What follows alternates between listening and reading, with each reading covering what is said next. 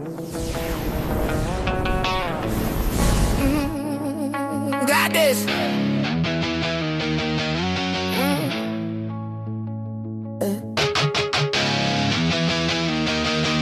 Got this.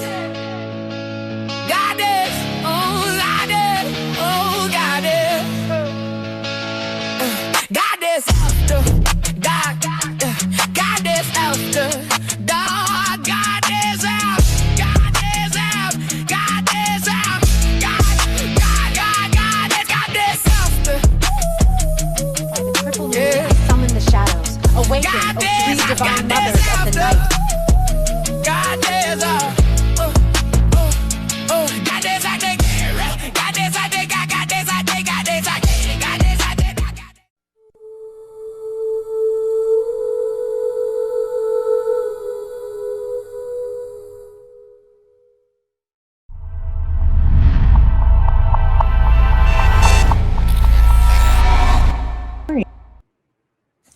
Welcome back, Mystics, to another episode of Goddess After Dark. I am the Goddess Southern.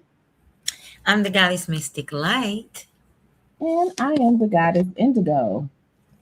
This evening, we are entering in one of the most important teachings in spiritual practices, altars. Before spell work, before prayer, before the invocation, there is the altar.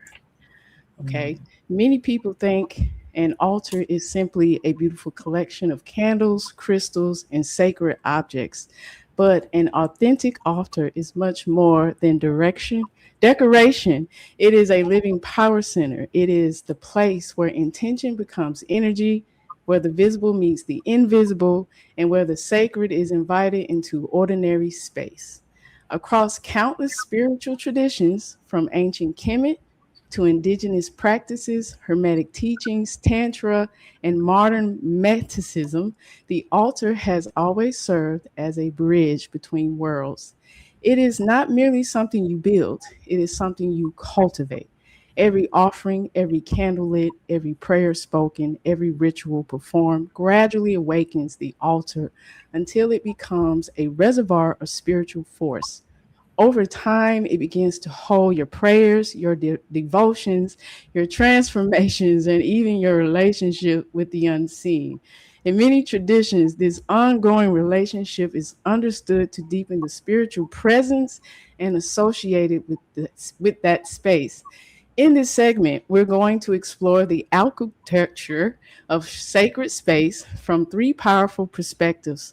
Myself, begin by exploring the altar as a living power center, what transforms an altar from a simple physical arrangement into a spiritual engine, why sacred spaces amplifies intention, and how your altar becomes a living relationship rather than a static object.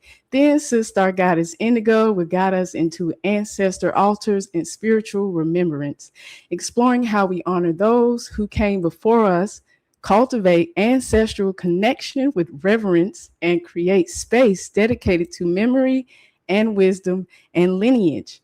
Finally, Sister Goddess Mystic Light will take us into elemental architecture and rituals, revealing how directional correspondence and intentional placements of ritual tools create memory within sacred spaces and strengthen ritual practices. When these three pieces come together, the living altar, ancestral presence, and elemental design, you are no longer simply decorating a corner for your home, you are building a portal, a place where consciousness is focused, intention is magnified, and every ritual becomes an act of communion between the unseen and the seen. Okay, so Mystic, ensure you have your pen, pencil, notebooks, and your freshly brewed tea, and open your hearts and minds for this evening's conversation as we journey through the altar as a living, powerful center. But before we do, we're going to give Goddess Sister Indigo the floor for a beautiful invocation. All right.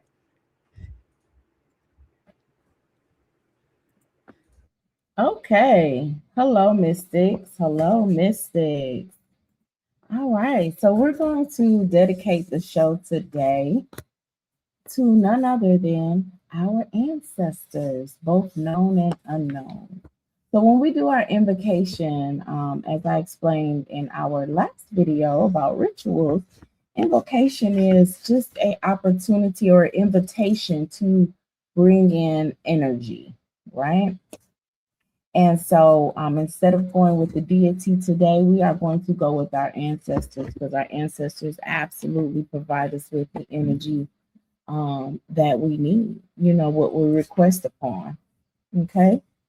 So we are going to call upon our ancestors, both known and unknown, as we go through this invocation. Okay. So to all ancestors, both known and unknown, we come to you today asking that you lend us your power. Those ancestors who are here to support us, those ancestors that are here that see our journey and know what's ahead for us and have our highest good in mind. We summon your energy. We ask you to provide us with the gateway, the energy needed to reach those who are seeking this knowledge and wisdom that we are bringing. Ancestors, we ask that you cover us in light and that you protect us from all darkness and negativity that may try to come our way. We thank you, ancestors, for opening the way for us. Thank you for guiding us, protecting us, taking care of us, and for providing for us. And so it is, and mote it be. Ashe, home, Dua. Okay. All right. Ashe, beautiful invitation. All right, well, let's get started with the first segment. Okay, bring my screen up here. All righty. Oh, okay, we can do it like that. Oh, okay. All right, well, my segment will be the altar as a living portal. Okay, so we're going to go to the next slide here. These are the topics that we will be discussing, what they are and what they are not, altar versus aesthetic setup, focus, memory, prayer, offerings, intention, and spiritual communication, helping to train the mind and body to enter ritual consciousness. Consistency matters. Why does consistency matter? Okay, your altar has to have a purpose. And I love these two quotes that Sidstar had emailed, as you can see. An altar without purpose becomes decoration, but an altar with purpose becomes a working spiritual center. So I want you guys to keep that in mind during out this whole segment. Okay. So let's get started on what an altar is and what it isn't. Okay. An altar, externalizes your internal reality. Okay. It gives the invisible intention, bringing it to life. How, if you've ever heard any of Bobby Hemmett's, lectures, he talked about the ancestors go live within you. So when you set up this ancestral altar, you're basically, um, you know, what's going on, sis? Everything okay? Okay, you're basically bringing your ancestors out into life and showing that, giving them a place to be. It's a focal point for worship and communion, meditation and rituals. We talked about rituals on the last segment. Okay, you yourself is a walking altar. You're also a walking altar, so you'll be the first altar there is. Your physical body, your physical flesh. You know how people put tattoos on their bodies? That basically, those tattoos are the symbols that you're imprinting on your actual physical altar. So each tattoo that I have is intentional for a reason. So think about that. That's something to think about. You embody your ancestors' DNA and traits, essence. Your physical body serves as a walking altar in which your ancestors commune with you continuously. Okay, what altars are not? not places of performance or entertainment. It's not for, the masses to be like, oh girl, let me see your altar. It's not for that. This is a sacred space for you. Remember, altars are sacred meeting points, divine communication, and spiritual encounters. Okay, not magic by itself, because you are the magic. Okay, without consistency, intention, attention, and practice, it's basically just space, a centerpiece that you have in your home, wherever you have your altar at. Okay, it doesn't produce consciousness, it reflects it. It's the instrument of consciousness. So it's basically, like I'm saying, mirroring your inner world. What you put into your physical altar, that is you expressing your internal being, your internal self, your ancestors. Let me ask y'all this, sisters. Did your ancestors, when you created your altar, did they speak through you and tell you, hey, this is what I want on the altar? Did they speak to you and do that for you? My ancestors did that for me. Did your ancestors do that for you, ladies?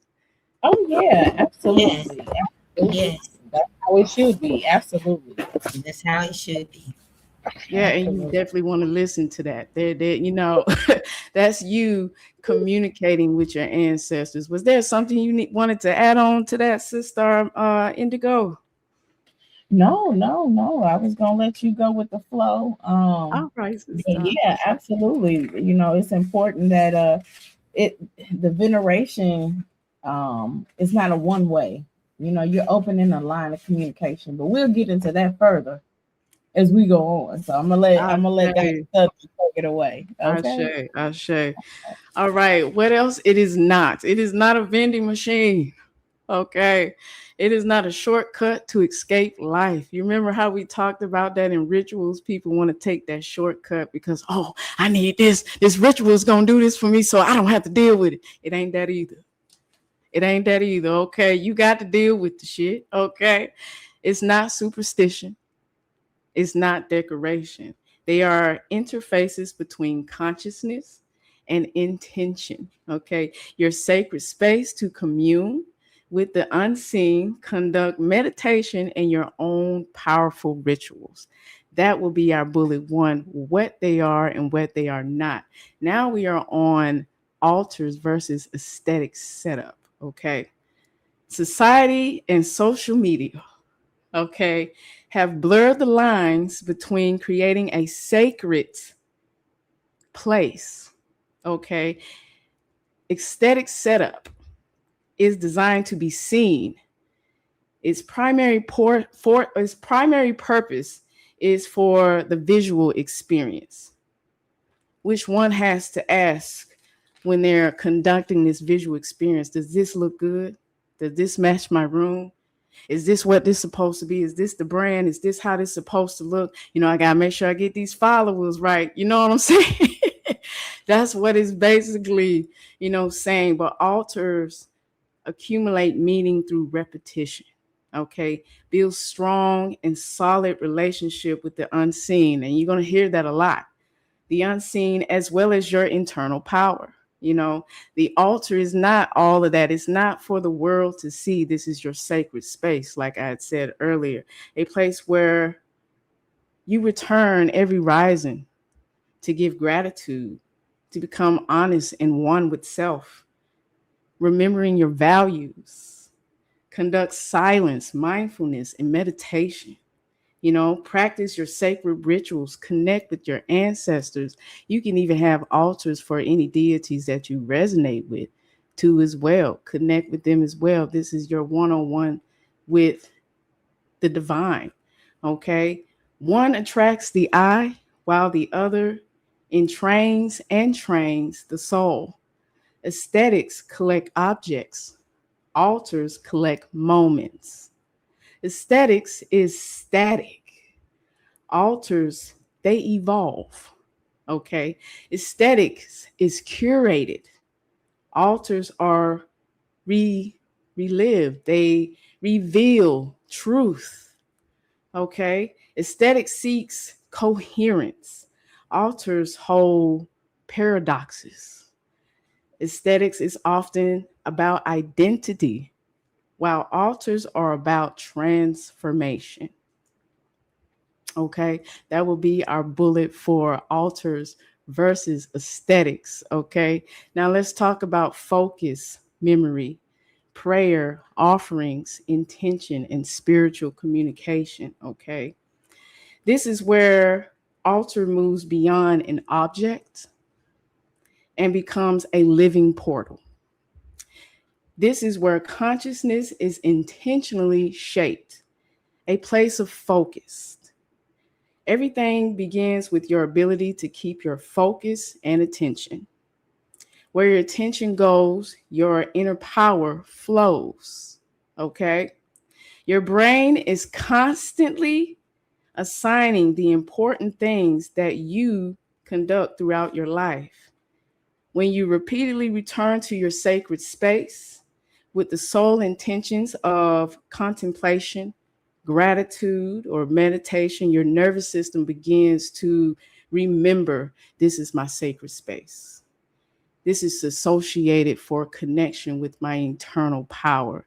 So shut all of that out and take that moment for self and my ancestors, my divine guides, and all the deities that you may resonate with, depending on the altar that you have dedicated your altar for. Allowing your focus to magnetize when you come to your sacred space. Okay. The body remembers before the mind does. But remember, we talked about that rituals versus routine. You remember how that goes, where you just in autopilot and you just moving without any intention. This kind of go hand in hand with that because you're moving with intention. Okay, with ritual. This intention is for you to tap into your internal power, have that sacred space, conduct that sacred ritual. Okay, so a place of memory. Memory is spiritual. Memory is the altar's oldest and strongest purpose. Okay. um, it enhances remembering when whom you are. Let me repeat that. Hence the remembering of whom you are. That is what I meant to say. So the altar being spiritual and being able to remember and have those purposes and everything, you're basically going back there to remember who you are. You know how they say, know thyself. At your altar, you can definitely do that when you're communicating with ancestors or your spirit guides and all of that. It's just starting to go, making me laugh. I'm so sorry. When you tap into your intuitive internal power, this is a place where you come to understand what mustn't be forgotten. Okay. Your ancestors, your vows, and your values, your healing, your purpose, your gratitude, your mortality. Your sacred objects become memory anchors. Remember how we was talking about in rituals that the object isn't the ritual, it enhances it. It helps support. They become sacred anchors for this memory. Without intentional remembrance, life drifts into distraction and your memory of self slowly starts to fade. Okay. A place of prayer, often misunderstood as asking for things. Do y'all remember Sister Goddess Indigo was saying, we don't beg, ain't no begging. Okay.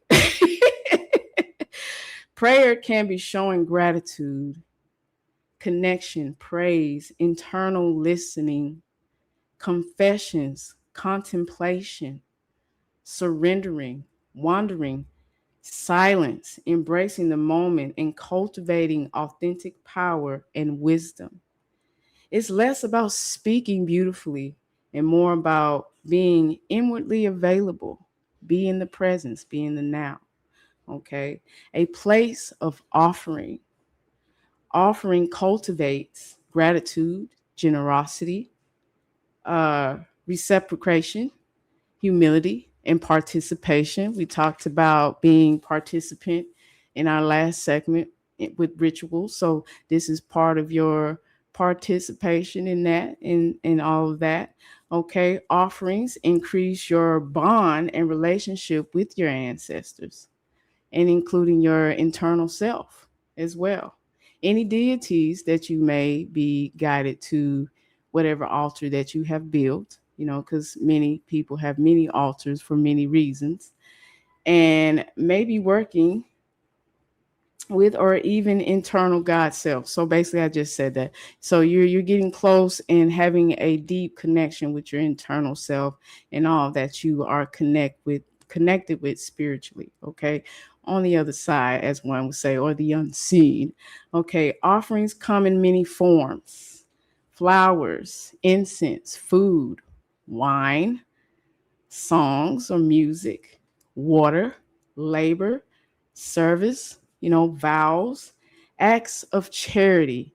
This is again that participation that you're doing with your altar, that consistency that you're conducting with your altar as well. A place of intention. The altar gives intention a home. Let me say that again. The altar gives intention a home. Okay. Without reinforcements, even your silence fades. Hold on. Let me reread that. Without reinforcements, even your sincere apparitions fades. There we go. Read that wrong, y'all. That's what that was. Without reinforcements, even your sincere apparitions fade. Okay. Sorry, it's a little toasty in here. Okay. So, what is your intentions on building, connecting, and communicating through your living portal? Is it practicing patience? Is it remembering whom you are? Is it cultivating courage and passion? Practicing strong discernment and integrity? What is it? What's your intentions? Intentions versus wishing are two different things. Wishing is, I hope this, I hope that works, I hope this, I want that, I hope that's going to be all right.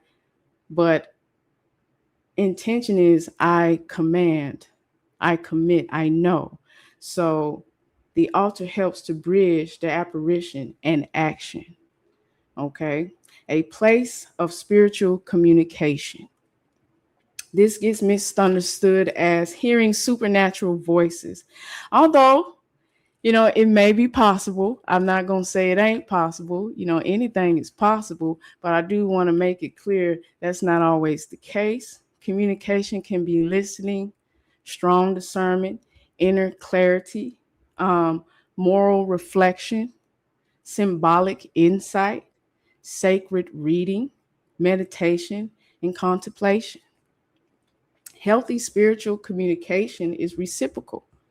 The rhythm becomes speak, becomes silent, notice, reflect, and respond.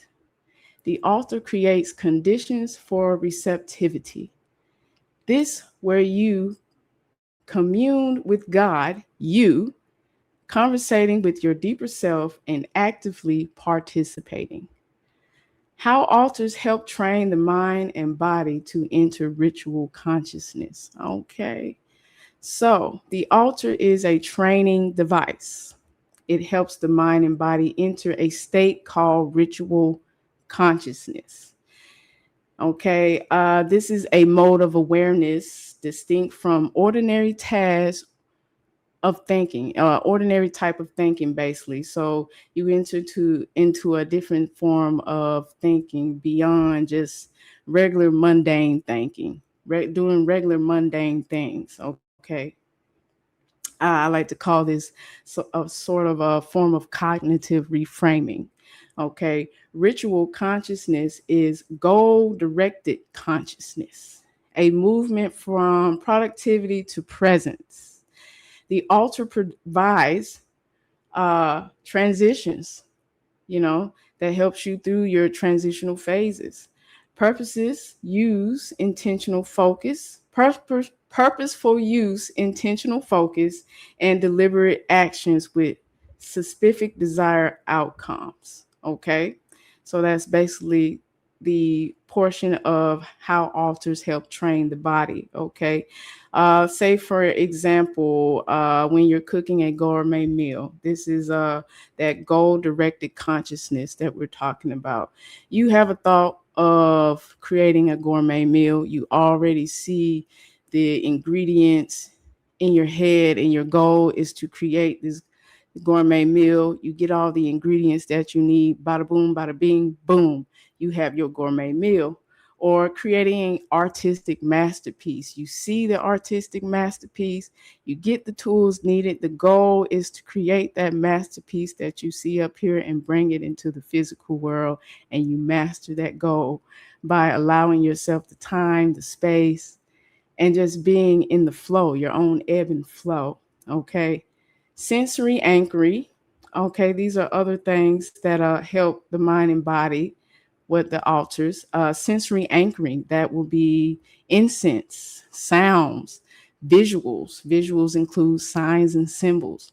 So that could be, let me see, like any type of visuals. That could be tools like feathers, or singing bowls, or if you got like some talismans with like sacred geometry, anything that's visible that has like sacred symbols and stuff on there. Anything dealing with like bells, something along those lines that help train the mind and the body. Repetition. Okay, creating neutral pathways, which helps the nervous system to have a safe and sacred space to fully be attentive with divine intention. Okay, so that will be our bullet point on how altars help train the mind and body. We're on a fifth one, right? Consistency matters. Why does that? Okay, it matters because your mind and body learns and train itself that the altar is where you enter a sacred state. Okay, you deepen your connection with not only your God self, but your ancestral lineage, building a continuous energetic connection to the all. Establish spiritual memorial. You know how we talked about remembrance. The altar holds remembrance, provides internal clarity and grounding, as well as build up strong discipline. Okay, so these are reasons for consistency that altar matters. Before I go to my last bullet, I do want my sisters to chime in for a sec here if I missed anything that they feel like they should add to any of the previous bullet points. Sister, I think you're doing a phenomenal job. You know, I, I'm trying not to laugh because your facial expressions make me want to laugh. I'm sorry. I'm here for enjoying the segment. I'm enjoying your presentation and your knowledge. So yeah, I'm good. Okay, okay. Was there anything any of you ladies wanted to add? I personally didn't have anything. I know each segment, each person, we're all talking about altars in itself. So we're gonna continue to go deeper and deeper. So that's what I want. Okay, you right. See that she gonna take you through them. And then Sister Mystic Light gonna drown your ass in it, okay? Hang on tight. We on the last bullet. Why every altar needs a purpose. And like I said, at the bottom, Sister had some beautiful points here at the top. As you can see again, it says an altar without purpose becomes decoration. Like I said, a centerpiece, basically. Okay, but an altar with purpose becomes a working spiritual center. Yes. Right. Yes. Okay. It acts as a focused spiritual anchor. It ensures your altar spiritual work is directed rather than scattered. You have a anchored focal point to focus your work on, and it holds that power. Okay. Helps to shift your mindset into intentional focus. Becomes a sacred space for your internal power to land. Okay, I wanted to add that in there because a lot of folks be wanting to have crowned experiences, but don't want to ground the shit down. Okay, let's start with the altar. Okay, we talked about the chakras. You got that part. Now let's ground it down and land it and utilize that power using our altars. Okay, the clearer the purpose, the more your mind and body automatically attunes to the powers you've internally empowered your altar. An altar without a purpose, like sis said, just a space with a collection of spiritual objects. Basically, it. Oh, that's nice. What's that? Oh, that's my collection of spiritual objects. Oh, okay. For a second, I thought it was an altar, but all right then. Yeah. A centerpiece of visual entertainment, basically. So that's the end of my segment here. I did have books that I wanted to share. Now, the book that's on your right, it's a pretty good starter point, but the one that's on your left is more in depth and it has more information in it. How to set up an altar. It breaks down the different spiritual tools and all of that good stuff. Connecting with your ancestors, how to even set the altar up. West, southeast, all of that. It breaks that down. Both really good books. The book on the left though is my manual. So if you see it, you can see that I used the hell out that book. The pages is all crumpled up and shit. But it's a good book. It's a good book.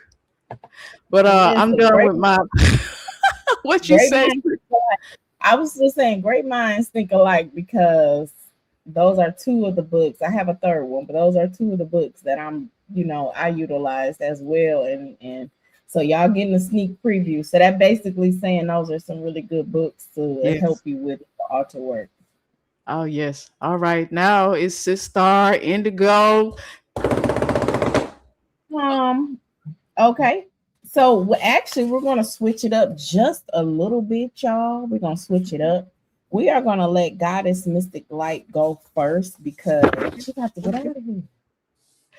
But it doesn't make her message less than important. She's gonna bring us some important. So we're just gonna switch it up just a little bit. Staying on topic, but just switching up the order that we originally had. So I'm gonna fall back and I'm gonna let Mystic Light run into it. Okay.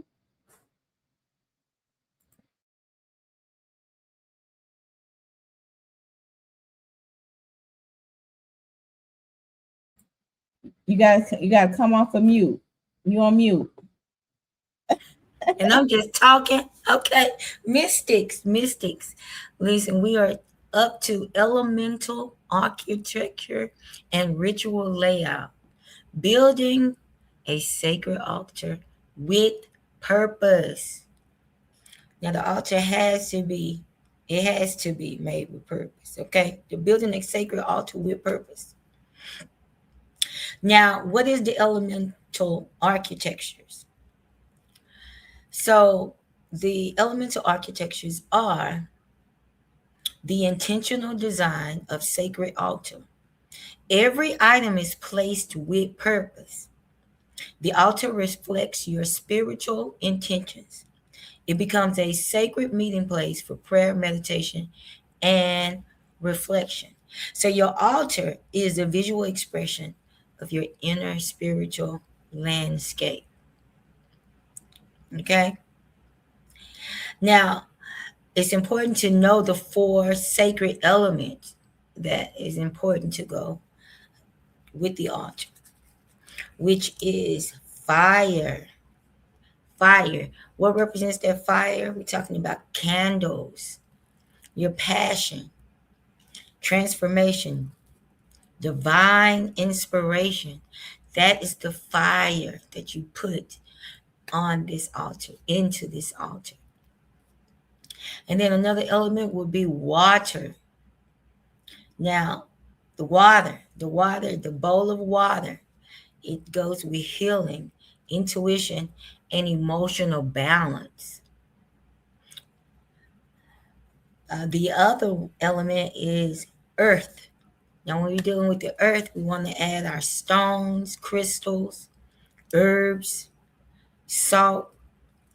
Those things that are coming from the earth is very important to have around the altar as well. And then we got the air. The air, what represents the air is our incense, feathers, sacred breath, wisdom, communication. So, because like when the four elements are balanced, the altar reflects harmony within the spirit.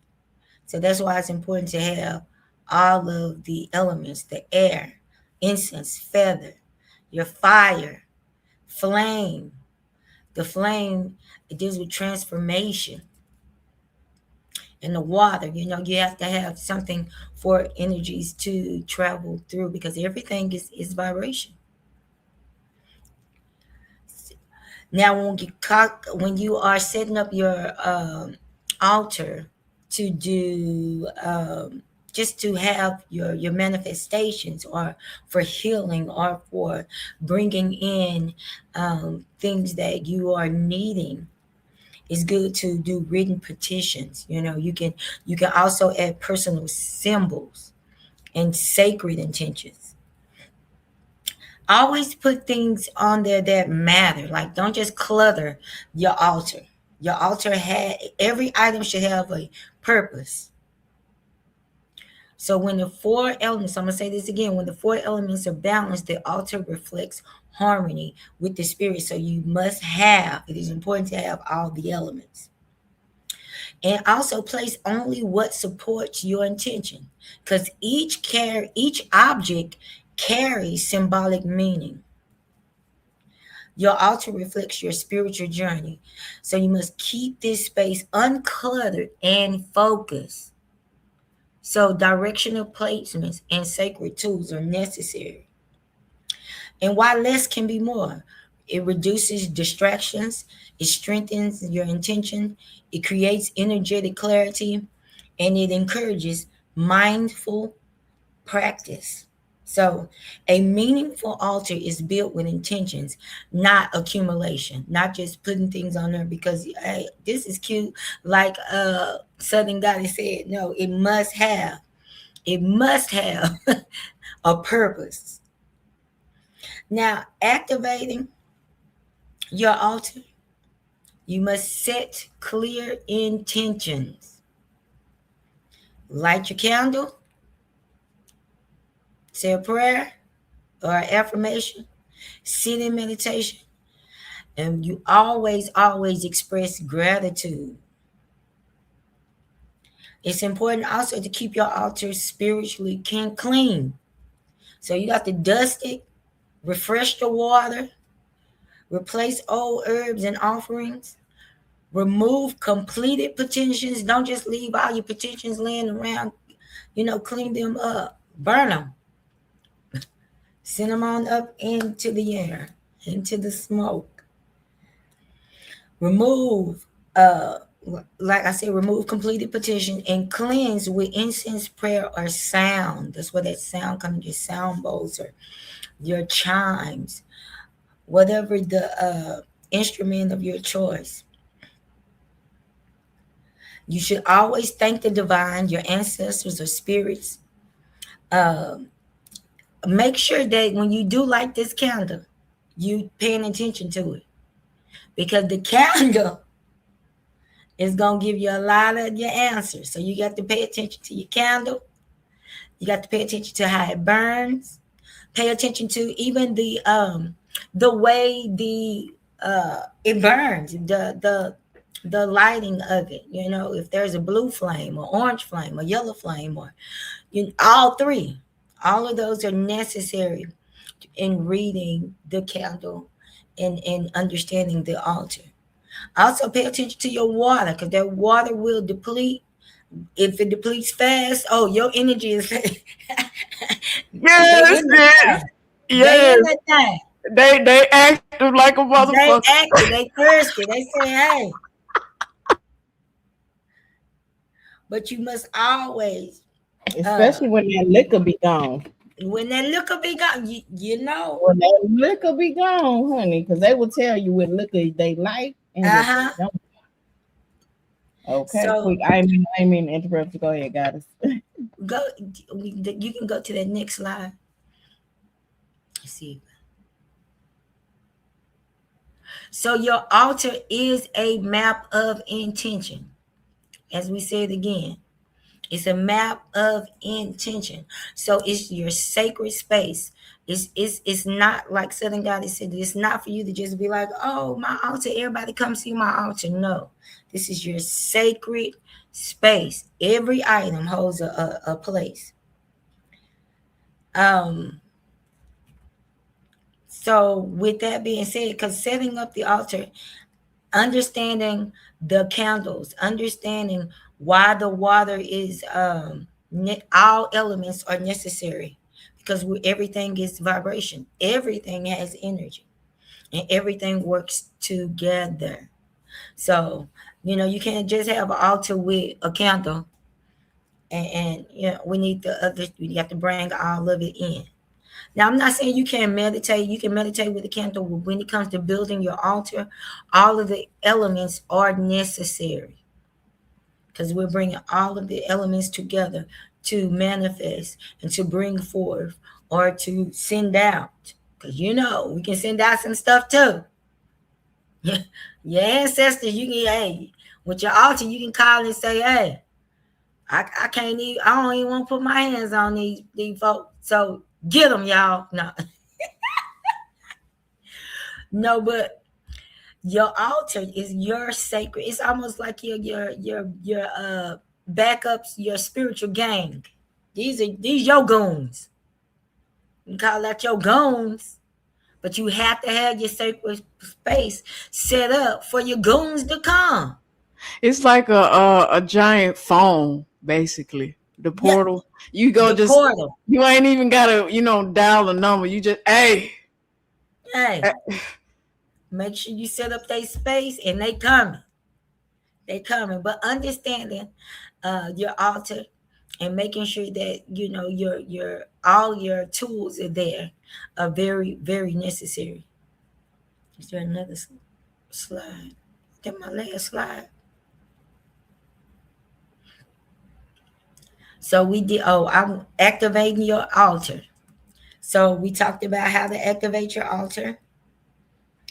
So again, one of the main things is setting your clear intention. When you go in to work with your altar, you got to actually set the clear intention. What are we wanting to do today? What are we doing? What am I needing, or what am I expressing? Say your prayer, your affirmation, and you sit with your altar too. Sit, meditate, sit in calmness, in peace, so you can listen and hear. And if nothing comes, still be grateful. Always express gratitude. Always. That's one of the main things that's necessary, is being grateful. As much as we, ask for stuff and expect stuff to come in, we have to have a grateful gratitude spirit, for our goons to, turn some things down. Because this divine feminine be like, oh, you want me to get them? Give me some water then.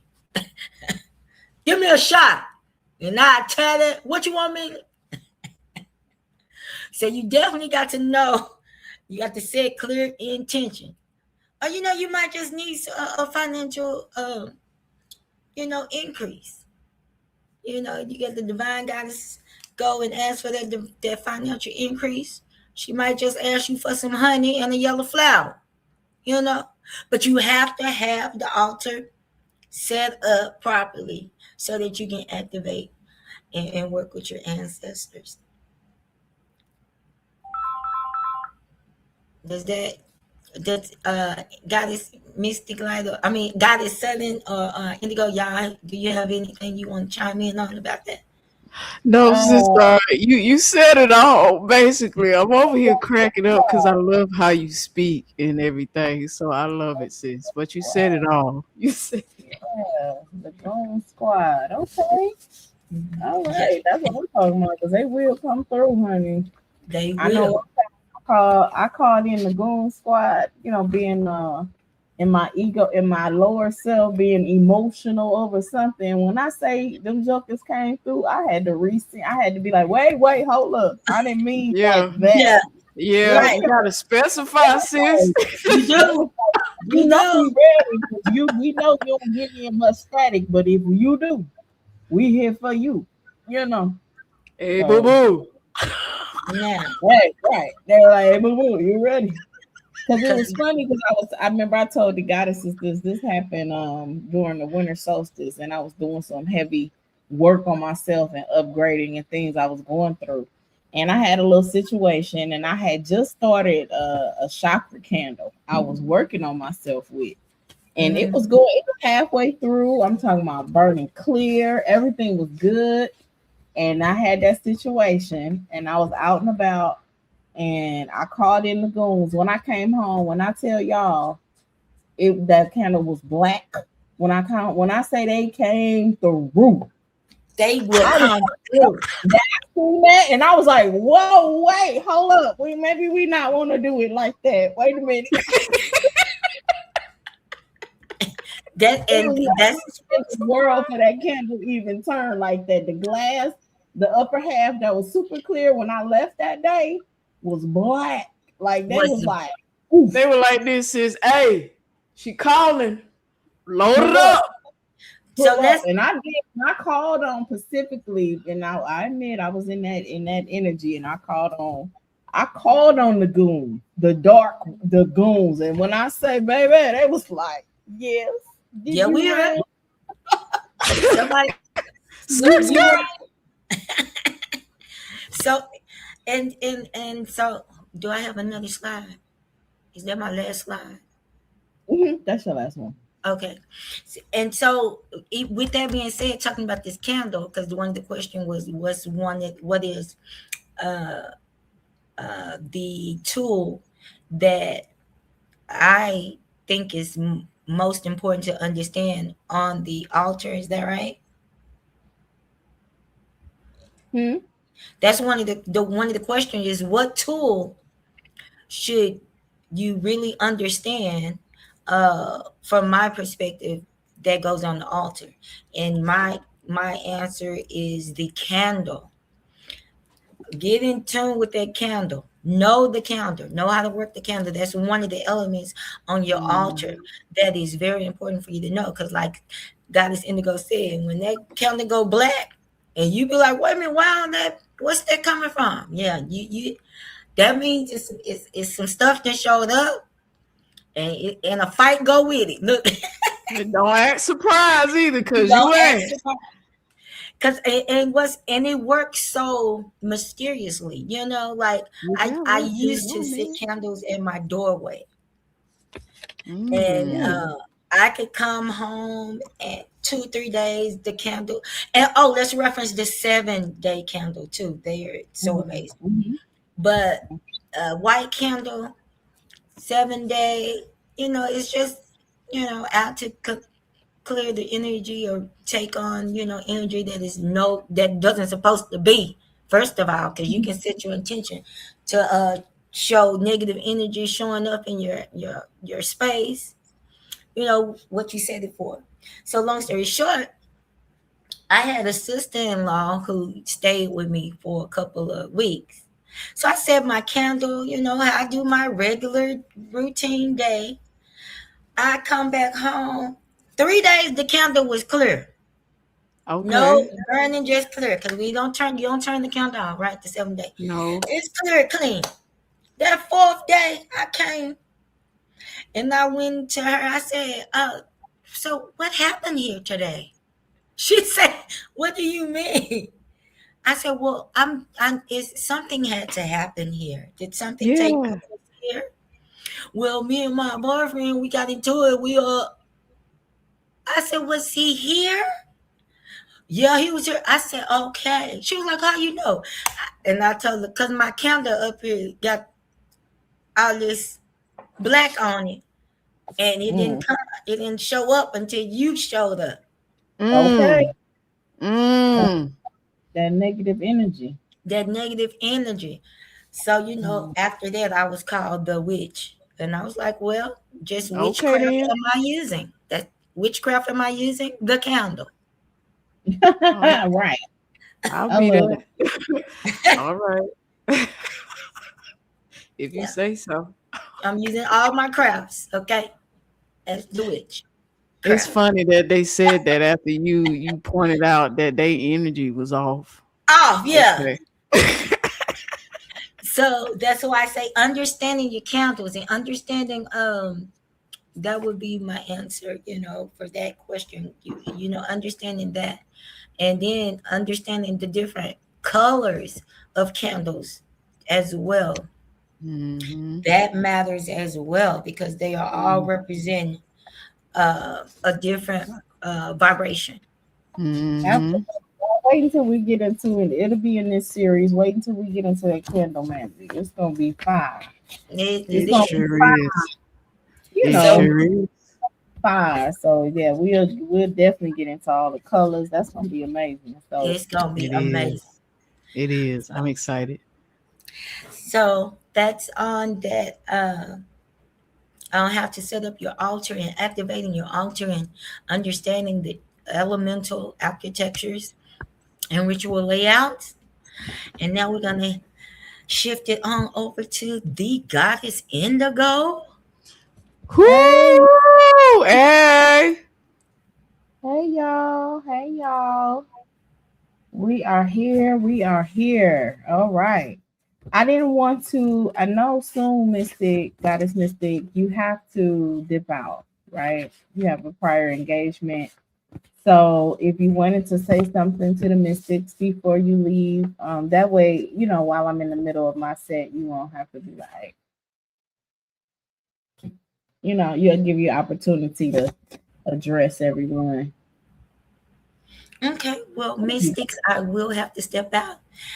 But look, stay tuned and keep up the great work in getting this knowledge that is not always taught. Okay, the altar is the portal.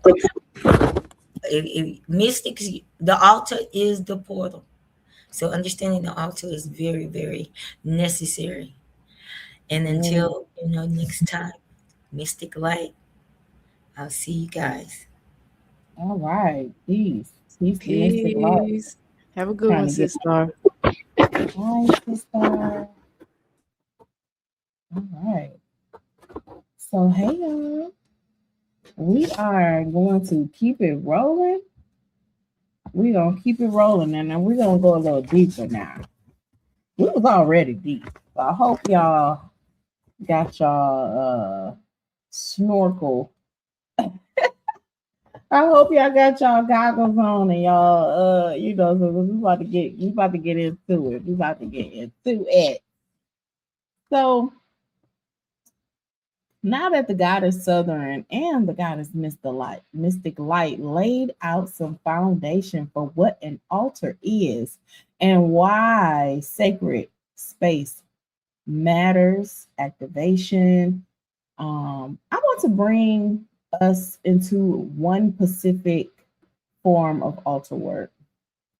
That is a deeply personal, deeply rooted, deeply powerful ancestor altar. Okay, we're going to specifically talk about ancestor altars. Now, I will go over other altars, not too much in depth because this is about the ancestors today. But we want to give you all the knowledge and maybe questions your soul was you were asking yourself about altars and things. And I got these I taught a class before on altars, and this was some time ago. And when I pulled my notes out just to make sure I cover everything, I am elated. It made me chuckle at my growth. Okay. So I got my little notes, but it made me I didn't get off camera, but it made me chuckle at my growth because I'm like, okay, so since then I have understood more, and it should be like that. You know what I'm saying? It should be like that. But it's still some great valid points. I'll refer to notes that I took down along the way, as well as just bringing the knowledge to you. Because I dabble in, not dabble, I do this. I do the spiritual work, especially with the altar. I do altar work consistently. So let's go ahead and dive into it, because an ancestor altar is not just about setting up spiritual tools, right? Let me just come on stage with this. Hold on, y'all. I'm gonna come on stage with it. Okay, so ancestor altar is not about just setting spiritual tools in itself. Can you see me well, goddess? Yeah, I was on mute. Yes, I can see you. Yes, I can see it. Sorry, I was on mute. Okay, can you see my slides presentation? Yes, I can see it. Okay, just wanted to make sure. Okay. All right, y'all. So like I was saying, it's not just about setting up spiritual tools, as Guided Mystic Light explained, as well as Goddess Southern. You know, it's about remembrance. It's all about lineage. You know, it's about relationship. You know, about honoring those who came before us, while learning how to stand more consciously in the present. Okay. It's also not about just throwing pictures on the table. You know, we did talk about placement and the intentions. That's so important, because I'm gonna really get to, towards the end, I'm gonna get to really what altars are. You know, I want y'all to stay tuned to the end. Like, don't skip out. Be like, oh, I know about altars. No, you're gonna want to hear this. Okay, you're gonna want to hear this. So the ancestor altar, like I was saying, is a sacred meeting place between the living and the ancestral realm. You know, it gives us a place to say, I remember, you know, I honor, I listen, I give thanks, I recognize, you know, that I'm not here by myself. You know, you are always surrounded by your ancestors. The entity lonely is the entity. You know, you're never alone, honestly. Okay. So ancestor altars and sacred remembrance. So let's go ahead and talk about the sacred remembrance, right? Now, it's not about worshiping. I do want to pull that to the forefront, right? We don't worship our ancestors. Now, when I was looking in my past, and even currently, I was looking for books when I was going deeper into my study, and I was looking for, you know, ways to help myself in understanding these concepts, right? These spiritual concepts. And I came across a lot of material that always had, it was the verbiage for me. And that verbiage was ancestor worship. And that bothered me, because I know what the word worship means. And you don't worship your ancestors. That's not what that's about.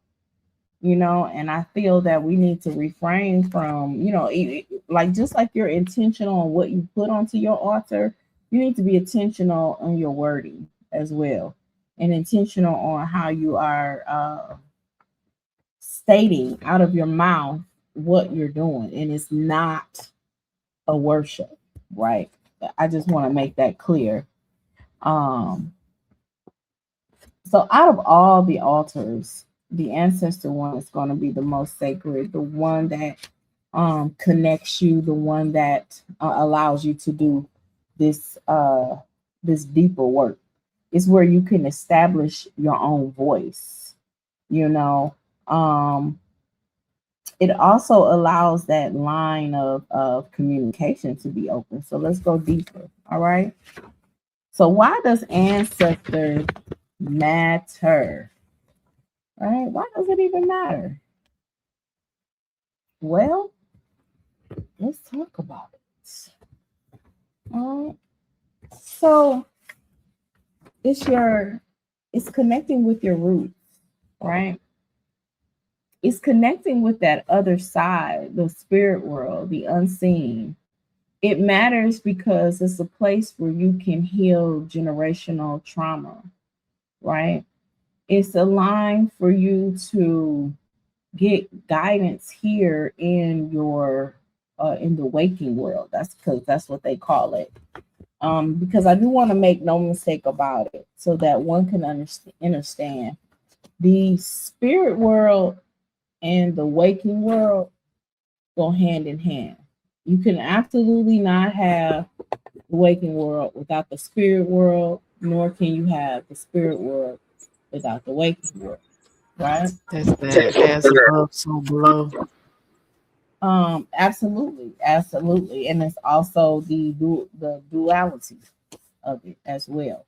This is a dualistic um, system we're in, right?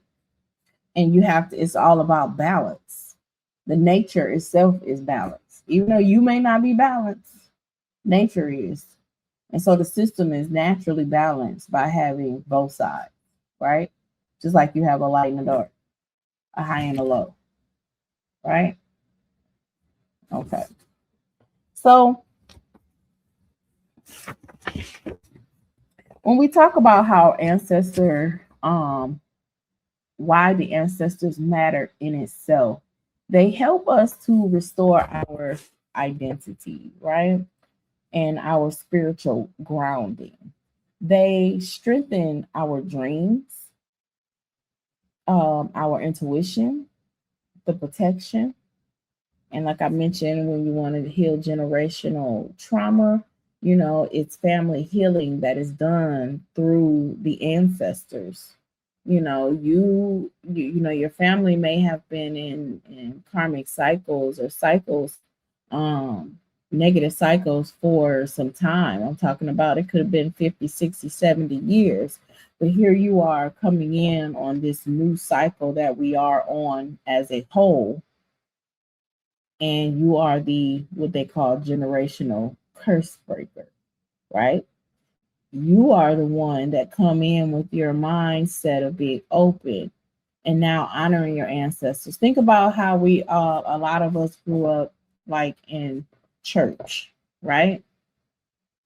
And church itself is, of course, it is designed to, it's not empowerment. It comes off as a facade of empowerment. However, it is stripping you from some of your natural rights and things that you need to be doing as a individual, right? And one of them is honoring your ancestors because the power is there, right? And so when we honor our ancestors, my phone going off like crazy. So when we, that's why it's important. Excuse me, I lost my track. That's why it's very important to honor why the ancestors matter in itself, because it brings you back that lineage, it brings you back that connection, and that help and that guidance. Because again, I said the two worlds work together. So as you operate through this world, your ancestors are on the other side, but yet time is different. Time doesn't exist there. So they can see your road ahead. They can see your road to the path, your path behind you, excuse me. They can also see from the left of you and to the right of you. So with that said, you're looking for guidance. They're here to help you because they can see like, hey, if you go this route down the line, I don't think you may like that, or it may not work out and things of that sort. You don't have to fumble through this life, this waking life, with blinders on. That's such a huge you can almost say that's as far as on a whole community, that's a occult knowledge right there, which is of course hidden. So that's some hidden knowledge that, wait a minute, you have help. You have a lot of help. Like you have guidance. Just the same as you have your numerology chart or your natal chart that actually gives you roadmaps and guidance to your own personal journey. You are not just dropped off here and be like, yep, figure shit out. you know, as most of us been taught and even led to believe, right? That's just simply untrue, I right? was gonna say, sister, you know how people be like, they don't give you a manual to do this and do that. And on my journey of doing this, I'm like, you do have a manual. It's just a lot of people are not open to receiving what that manual is, because it's like that's impossible or Right, something like that. right, right. It can't be that easy, right? Right. Yeah, you're right, and that's part of the ploy, the deception. It's the mind control deception of making you feel and think that you don't have these things. So now you've agreed and adopted that mindset. And that's when you have those people like Goddess was saying, they're running around saying that it's no roadmap. You know, they get online looking all serious and shit. It's no roadmap to this. It is. Just because you ain't found your own, don't be disencouraging others, you know. But it is. I'm here to tell y'all it is. You do have, you know, assistance in guiding you through this journey. You wasn't never meant to suffer. Did y'all know that? I know that was one thing that you know, this is a sad thought. This was something that was back when, you know, church was happening. I used to hear that, and of course I've always had this connection. I always hear things like there's more and things like that. Like Yeah. myself, higher self was already talking to me the entire time, even when I didn't recognize actually what that was. But my mind Hmm. was, I've always been naturally questioning. I would question everything. And they would say things like, yeah, you have to suffer like Christ did. And if you really know what Christ did, like that don't even make sense. But anyway, we're not gonna get into that part today. But it's the point of that drive and repetition. They drove that in. You hear that repeatedly. You have to suffer. You have why? You do not. Who said that? Say their names. Say their names. Who even said that? Because that shit is stupid. Why do you feel like somebody have to so what you may go through some things, but you don't have to suffer. You go through those things to grow through those things, right? To have those experiences Hmm. here for and the whole experience. So the experience is gonna have what I say dualistic, right? It's Yep. gonna have good and bad, negative and positive. But the point is for when you're in that negative, you recognize the negative and find your positive. That's it. Like Yes. all of this, Yes. you have to suffer. No, that's Transmute that. Get what are you supposed to get out of that experience? That's what the hell you supposed to be sitting there okay. thinking. Because think of it as like a video game. Okay, you playing like a hard ass level. Okay, damn, I gotta defeat this level, but some in that level that when you defeat it, you get like this mass, what I want to say, gift or internal remember something that you were supposed to master. Because people be thinking you get external gifts and all that shit. Sometimes that could be Mhm. the possible thing, but it's actually an internal thing. Oh shit, I did that, and this helped me elevate to a next level of my being, Absolutely. of my presence. So that's basically what it is, y'all. If you want to suffer, do that by yourself. Okay, do that. Have that negative thinking by yourself. You know what I'm saying? Because it. Oh, hold on, my light. Hey, Coco, light on. Oh, yeah, okay. Uh, but yeah, okay. So it didn't like okay. It just had the spotlight right quick.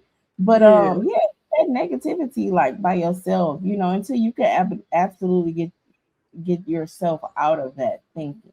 You know what I'm saying? That low vibration is actually what that is, right?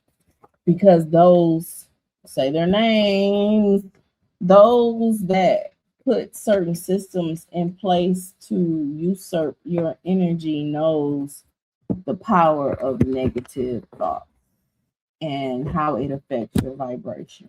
So always assess yourself with that. That's just some spiritual guidance beyond the ancestors. Just assess the negativity that you're experiencing and determine, hey, What energy am I? What food source am I today with that? Okay.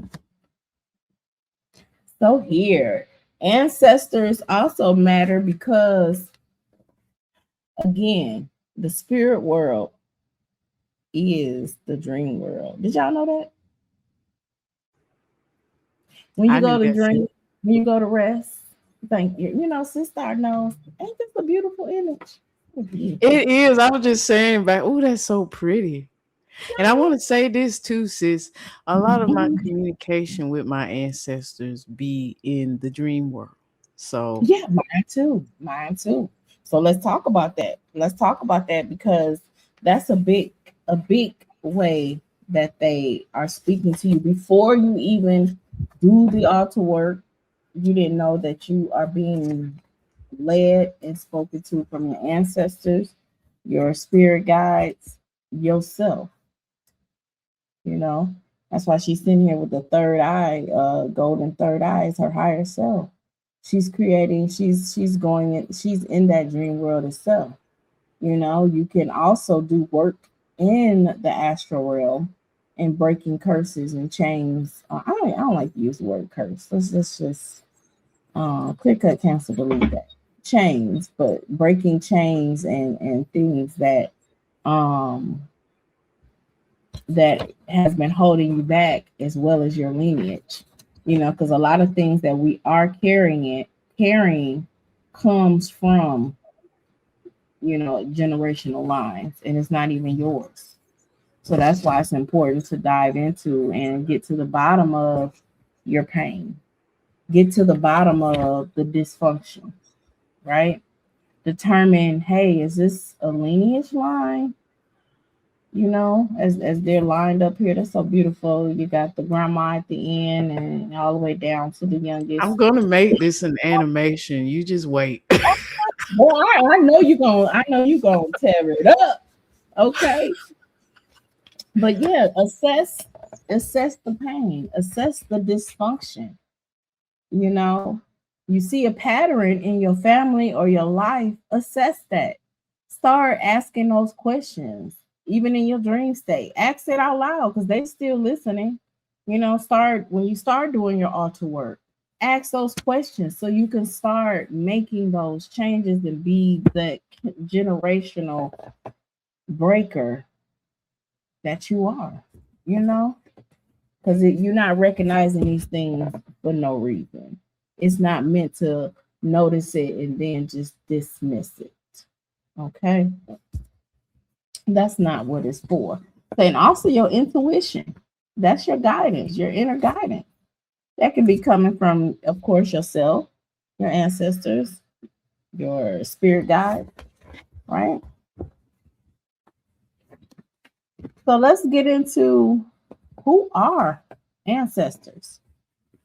Because I know people, just to break some misconceptions and just to give you the full holistic picture here. Who are your ancestors, right? Ancestors are your blood ancestors, your lineage, right? Yeah, those are ancestors. But did you know your friends and mentors that have crossed and transitioned to the other side are also now considered ancestors because they're in what our back in the day, or our ancestors called it the ancestor realm. I don't want to, now I used to be like ancestor, but Yeah, yeah. They become your goons, like Sister Mystic say. oh, absolutely. So your friends, your mentors, your lover or spouse, if you had a relationship, or someone that you've been really close to, not necessarily a blood relative, but someone that you've had a deep, intimate connection with, and they are now on the other side. Um, they can also do the same thing your ancestors do. I have a love that's on the other side, and we communicate quite often. He is very vocal. Um, it communicated with me, and I love it. And I love it. So and it just also just lets you know how real this is. It's cute. Also, you all have divine elevated ancestors. So let me describe that a little better. You've heard of cosmic ancestors, you know, your star lineage. I'm talking about being an eternal soul as you are. You, if you know, you're soul born, you know, if you are a soul stars person, we we we're eternal. It's been eons, countless. You can't even measure the time that you've existed. So think about all of the connections you've made over your existence, right? It's not just what you see here and you're experiencing here on this physical realm, right? You have connections way back. You have star families, you have divine ancestors, right? That can also be connected with. So let's just briefly just kind of go into other ancestor altars or altars that you can get into. Now, you have deity altars, as Goddess Southern had mentioned in her segment. Those are ways to connect with the energy, because altar ancestors, once you are on the other side out of this physical, you return back to your energy state, right? Your energy. And so, as well as the deity is the energy, not worship. And just keep repeating that, because don't get it wrong. And I have to do that because it's repeated to you that it is worship. So I'm going to keep repeating to you that it's not, or you shouldn't look at it in that way. And you shouldn't even perform in that way. You're doing yourself a disservice. Okay? Especially with the creative or celebrity altar. Now that one, you got to be careful. It can easily slide into celebrity worship. Right, Goddess? Oh yeah. It can easily do. However, it's your intention.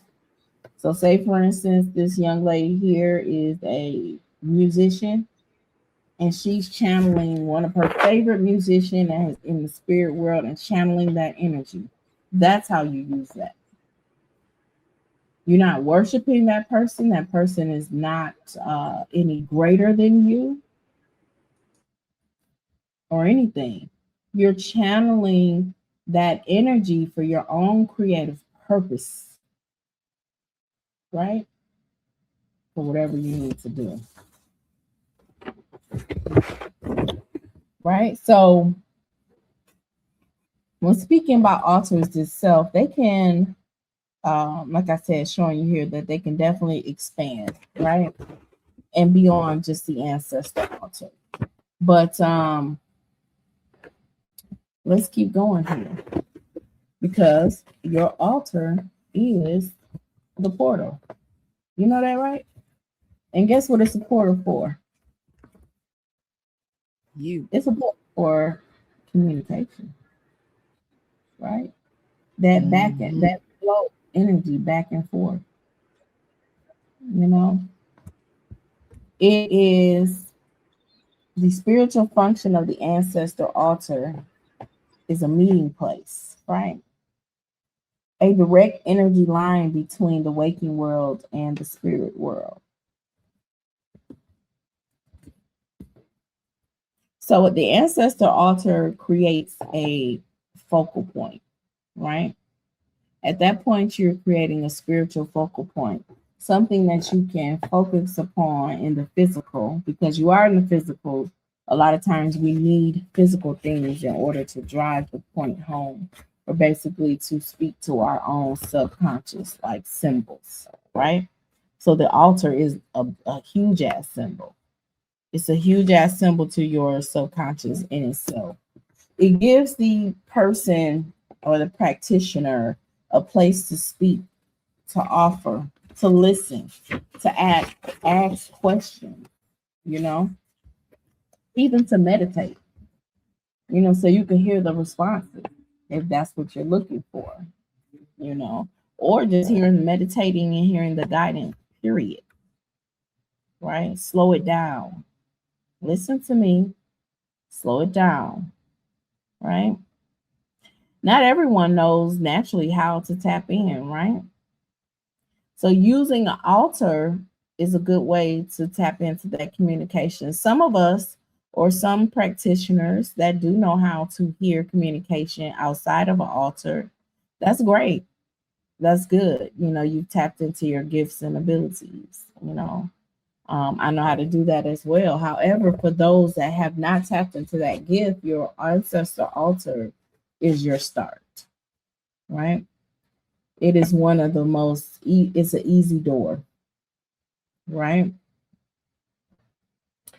The altar helps train your mind, your body, your spirit to recognize sacred communication, right? Because energy moves both ways. Um you give remembrance, right? You get that guidance from your ancestors, those protections, those signings, those even clarity, right? Because the ancestor altar is not just where you ask for help, it's where you build the relationship, right? And you have to activate, like in Mystic Light was showing you, your altar activation. It must be activated, especially if you have not been doing altar work or you've never done it before. You're gonna have to be consistent at first, really all the way through, but definitely more so at first because you have to activate your altar. You have to build up the energy, especially in this day and age where a lot of us came from a religious type of upbringing, mind control. I mean, just because that's what it is. We came from that. We have ancestors that energy is weak because what we do on this side to venerate them strengthens their energy on the other side, which gives them the strength to do and see more for us on this side. Do you see that exchange? That's the portal, right? So you do something over here, which gives them strength over there, which allows them to help us over here. It's the energy exchange. So you have to build up that strength, especially if you haven't done it before. Nobody's in your family's been doing it. Your ancestors are a little weak at this time. But you can strengthen that up. You can fix that by start doing your veneration, by pouring libations, by saying their names, by burning ancestor money and things of that sort to build up the energy for them. Because you want their energy to be high. Because why? They helping you over here, right? Other Okay, for culture. the bars. Okay, for the bars. You know, I didn't even realize. You know that's usually your realm. Okay, I came through right quick. But you see other cultures that was not under the religious mind control. They have systems, and please don't get it wrong, because you have a Buddhist or something like that. That's not a religion. That's a practice, right? Only religion is religion, and that consists of your Christianity or your what's that, Muslim? That's a religion. Anything that basically tell you to worship something else. And listen to, I'm using the word intentionally. Listen to me. Worship something outside of yourself. Only thing you should worship is yourself. Okay? I'm just saying. But they observe and honor and practice the energy of Buddhism, right? Just using them as an example, right? Just so you can know the difference. I just want you to be able to differentiate that in your mindset, right? So the communication, the guidance, your dreams, your remembrance, all of that is set up and done through your altar work. And the more you do it, the stronger it becomes, right? it becomes so strong that you might say, for instance, I don't know, go out of town for a week and you didn't get a chance to do your altar work or commune with your ancestors, but you have been doing it for a while already.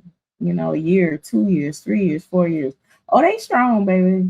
Like Goddess Mystic Lights was saying, when the water be gone, the food, you put the food on there, and the next day it is petrified, dehydrated.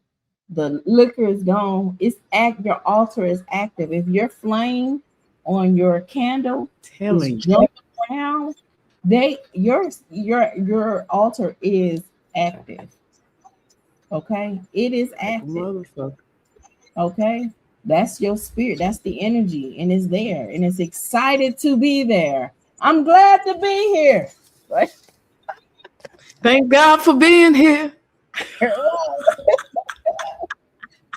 Right, absolutely, absolutely, you know. But oh, I should have brought some water over here. But let's talk about let's keep on with the deep purpose of this portal, okay, and why it matters. Right, it's that focus. Right, when you bring that water, when you bring the light, when you bring their names, when you bring gratitude, when you bring the memory, you bring your voice, you bring your present, and through that relationship, your ancestors brings you in return that guidance. Right. They'll bring you the dreams. They'll bring you warning. They'll bring you comfort. They'll also bring you clarity. It's the energy exchange. You do something here, they gonna get strengthened over there to do naturally what they do. I'm not saying that if you don't do this, you won't receive this. Let's make that clear. I am not saying that. What I am saying, they are naturally there in the spirit world to be it's the energy to be utilized in that way. It's part of the purpose. So they really just want to do that. They really just want to help and guide you. But maybe their energy is weak because nobody's been venerating. Right? You can't hear the messages because you are so low vibrational in your own energy and thoughts. Right? So what the more you do on yourself and using the altar, the more you'll open up that energy. Okay. Hope y'all ever able to understand that why it's not just a table, it's a portal in itself. All right. So let's talk about tending to your altar. How do we tend to our altar? I know for myself, something that I do every rising, I make my cup of tea. And guess what else I make? Since I'm making me some tea, because it's not that I'm going out of my way. I make a cup of coffee because I know that my dear ancestors love coffee, especially my grandparents and my grandparents. Right? They love Mine it. do too, sis. Coffee, the smell of it. You know how they put Yeah. like you said, they put everything in movie and shows. So there's a little series that I watch. I've watched in the past because I just like little stuff like that, and it's called Ghost, of course, because you get little okay. right. You get a little even though it's like a goofy show. That's where they really put a lot of the knowledge. Like if it's so fucking deep, sometimes it's so deep that it's just making you feel like it's some deep shit. But no, the real nugget a lot of times being them little goofy shit. Right? Just like Yes. just like it's in the kid cartoons and stuff, right? In the kid shows, right? Because it's goofy, it's funny, it's kids. It can't possibly be that, you know? So with this show, the ghosts that's in the show, they love it when the humans, as they call them, the humans, cook. because all they do is they love to smell it. Everything, they can't taste anything, but they smell it and they get the energy off of it. Mm, Same thing that happens in real life in your altar.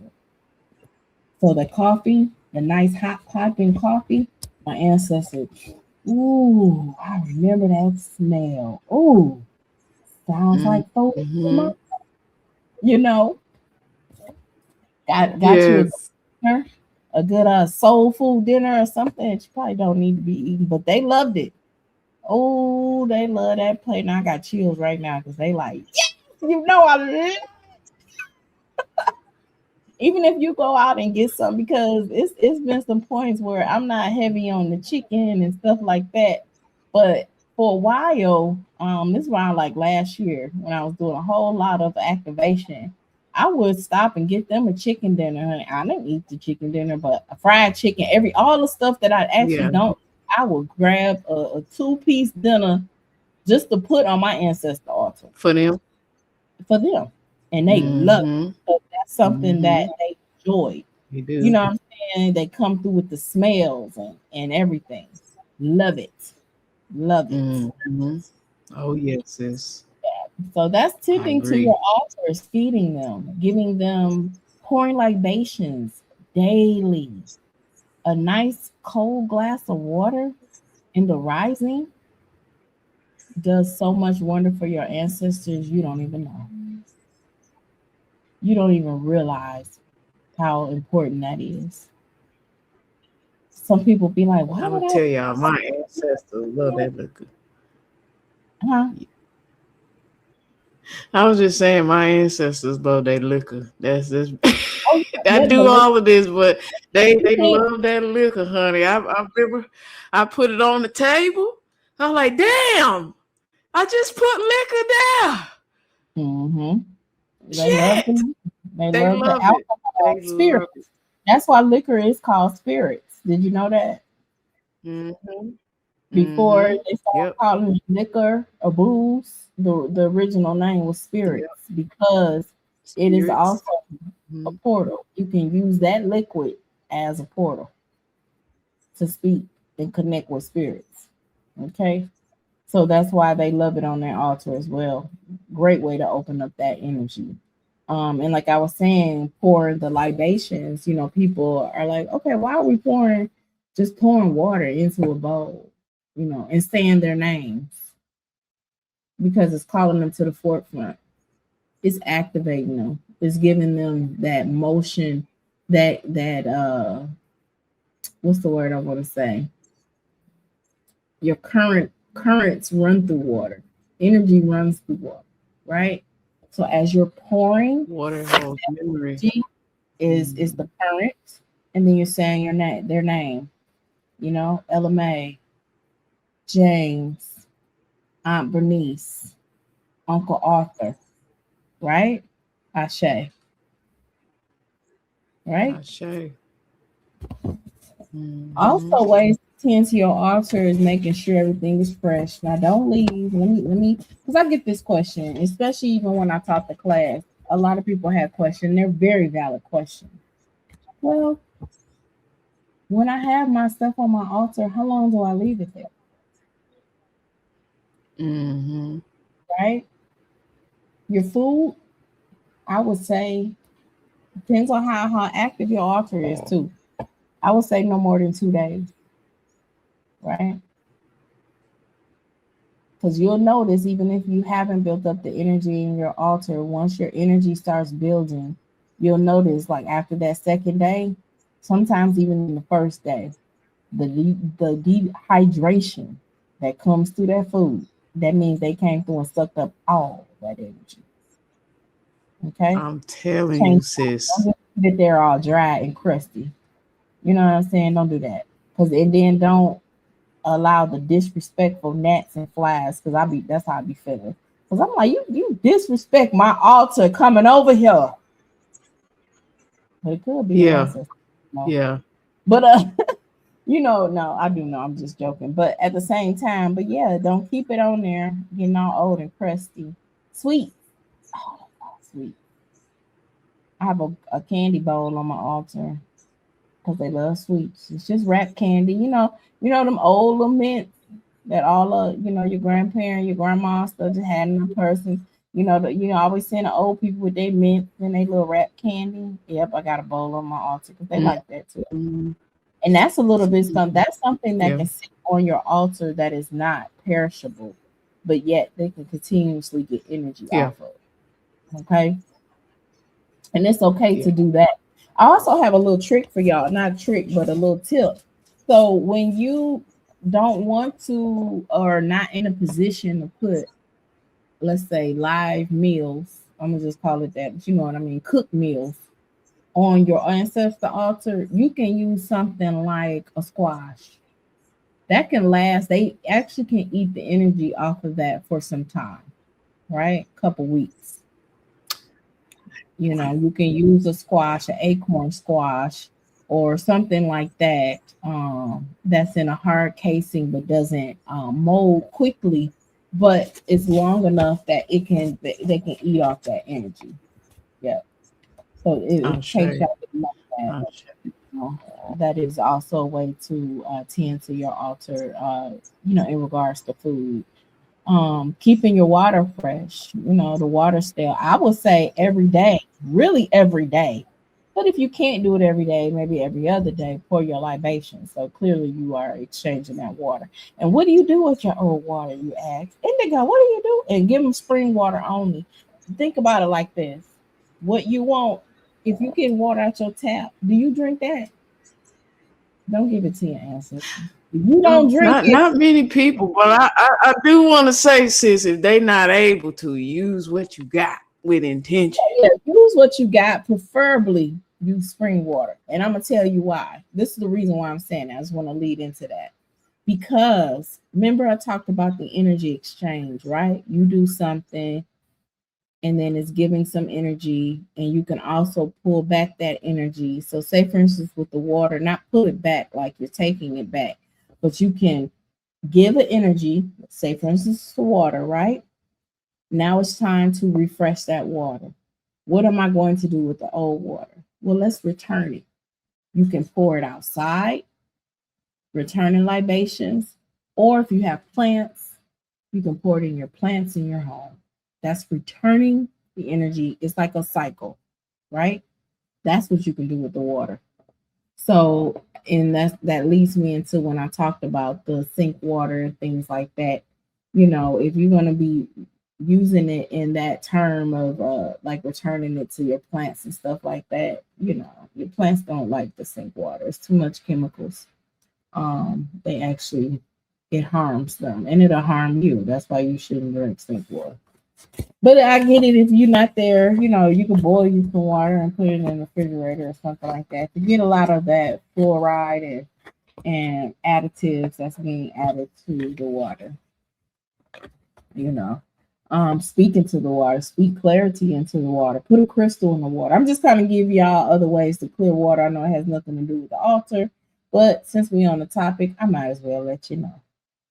I don't want anybody to be out there feeling It's because hopeless. you telling them how to tend to the water on the altar. So it has everything to do with the altar. These are just tips to attending to your water on your altar. Absolutely, absolutely. So those are some ways you could clear the water to yourself, clearing it with intention. You know what I'm saying? Clearing it with like I said, candle or something. I mean, not candle, crystal or something like that. So lighting the candle, that's a way to tend to the altar. Now let me give y'all a tip. I don't know if you know this. Some people may differ on how they feel about this, but without a candle, you don't have an altar. Candles represent in such a big way for your work spiritually and your subconscious. It signifies intention and focus. Symbolically, without saying words, that's what a candle is. That's what it does. Right? So lighting that candle, preferably using like a goddess mystic, like I was telling you all, the 7-day candle or even the 3 to 5 day one, Long as it's in the glass, like it's showing you here on the picture, thick glass. Don't get them little thin ones, because those thicker ones you can actually light those and leave those unattended. Uh, if you so choose. I mean, if you want to have to snuff out your candle, or you are extra, if you feel like something's gonna happen, hey, do what you're being pulled to do. But one thing I want to tell you: don't you put your lips together and blow out that flame. Never blow out the flame. You can pinch it out, or Oh, get you don't one do of that. those snuffers. Get you a snuffer and snuff it out. Right? Don't blow on it. I have one on the altar, says, Me too. am I going to say this right? Y'all know what the hell that's specifically for the altar candles, okay? I just want to say, when y'all do that birthday stuff, y'all made my ass itch, okay? Just blowing out candles, okay? Makes my ass itch. So, yes, definitely get one of them snuffers. I have one, like I said, specifically for the altar, so it stays there. Right. Exactly. Exactly. So other ways to keep that on there. Please don't blow it out. Please, whatever you do, don't do that. Don't blow your breath on it. So also ways to tend to your candle is speaking your ancestors' names, right? I have the same thing as on the picture. That's why I placed it here to kind of mimic slightly my altar, because not every ancestor you have a picture of. It's good if you do. I know y'all seen that movie, the Disney movie. What was that? Coco, Princess and right? the Frog. No, Coco. So the movie Coco from Okay. Disney Pixar taught you how to tend to your ancestors and what happens to your ancestors. If you haven't seen that movie, go back and watch it. Again, it's a kid movie. They don't think you're listening, but everything in that movie was the fucking truth in regards to ancestors and how it works and how energy works and how you want to keep their energy alive by placing that name or their picture on the altar. Because although energy is eternal, it can keep going. Eventually, it can lose energy to where it's almost non-existent, right? That can happen. It may take a while, a long while, but however, now that you can start grabbing on that energy. So if you don't have the pictures of your ancestors, then yeah, write their names down. I even gotta just put it on the picture like that. That's the way I told it to go, prompted, because I have the same. I got a cute little frame. I simply just wrote their names down, and then I got a cute little frame and put it on the frame, and their names are there. And when I pour my libations, I go through and I say their names. When I burn my ancestor money, I say their names. And that is also a way to tend to your ancestor. Is altar is to burn your ancestor money. That is a powerful way to build up energy, right? And even calling out their names while you are burning that ancestor money. Get you a cauldron. I got a little cauldron that I keep by my. When I say cauldron, it's really like a cast iron like bowl. It has a lid, and that's my cauldron that I burn ancestor money on, right? And those that are into magic, I'm gonna give you some tip and tea. Tip and tea. Those that are into magic, guess what I do with my ancestor ashes? Money. I keep it and I use it for other rituals. Okay. Boop. Because it's powerful. Right? Sitting in silence, meditating, and just listening right in front of your altar. So powerful. That's the way to tend to it, because you are listening. You are getting the signs of communication, right? Keeping your altar clean, from dust, debris. When I burn my ancestor money, the air sweeps up and takes the particles in the air, and that's them really kind of just engulfing it. It's kind of floating, but then sometimes it falls and floats down, right? It gets on my white cloth. I know Mystic Light showed y'all when you're setting up your altar and your altar placement, you're having that wood surface, preferably that wooden surface, because it's natural. It conducts energy well. And then you have your white cloth over it, be it a tablecloth or 100%. If you can go with 100% cotton, let's do that. Even if it's the old sheet you had to cut up, that's cotton, that's fine. But put your white cloth there as well, and that's for your ancestors, right? So let's talk about watching for signs, because the signs is part of the tending to the ancestor altar. As you tend to it, then you'll start getting messages, right? You'll start getting more of your dreams and intuition, your messages coming from your ancestors that you want to write down, right? They're talking to you, trying to lead you. It's yourself talking to you, leading you. How about signs and synchronicities, right? Giving you messages on maybe you lost something or you need to locate something, and they're just telling you, hey, you get an idea like, hey, you know what? Let me look in this drawer because I have not looked in this drawer. And then you find something you've been looking for a long time. Because you heard that, go look in that drawer.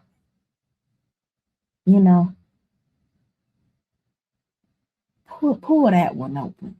You walk past it and you did a double take. Don't really know why. You just looked at it again. You're like, let me go to that drawer. That's the message. That's the sign. Or how about when doors open for you, opportunities and new beginnings that you sat in front of that altar and you meditated upon and asked for an answer.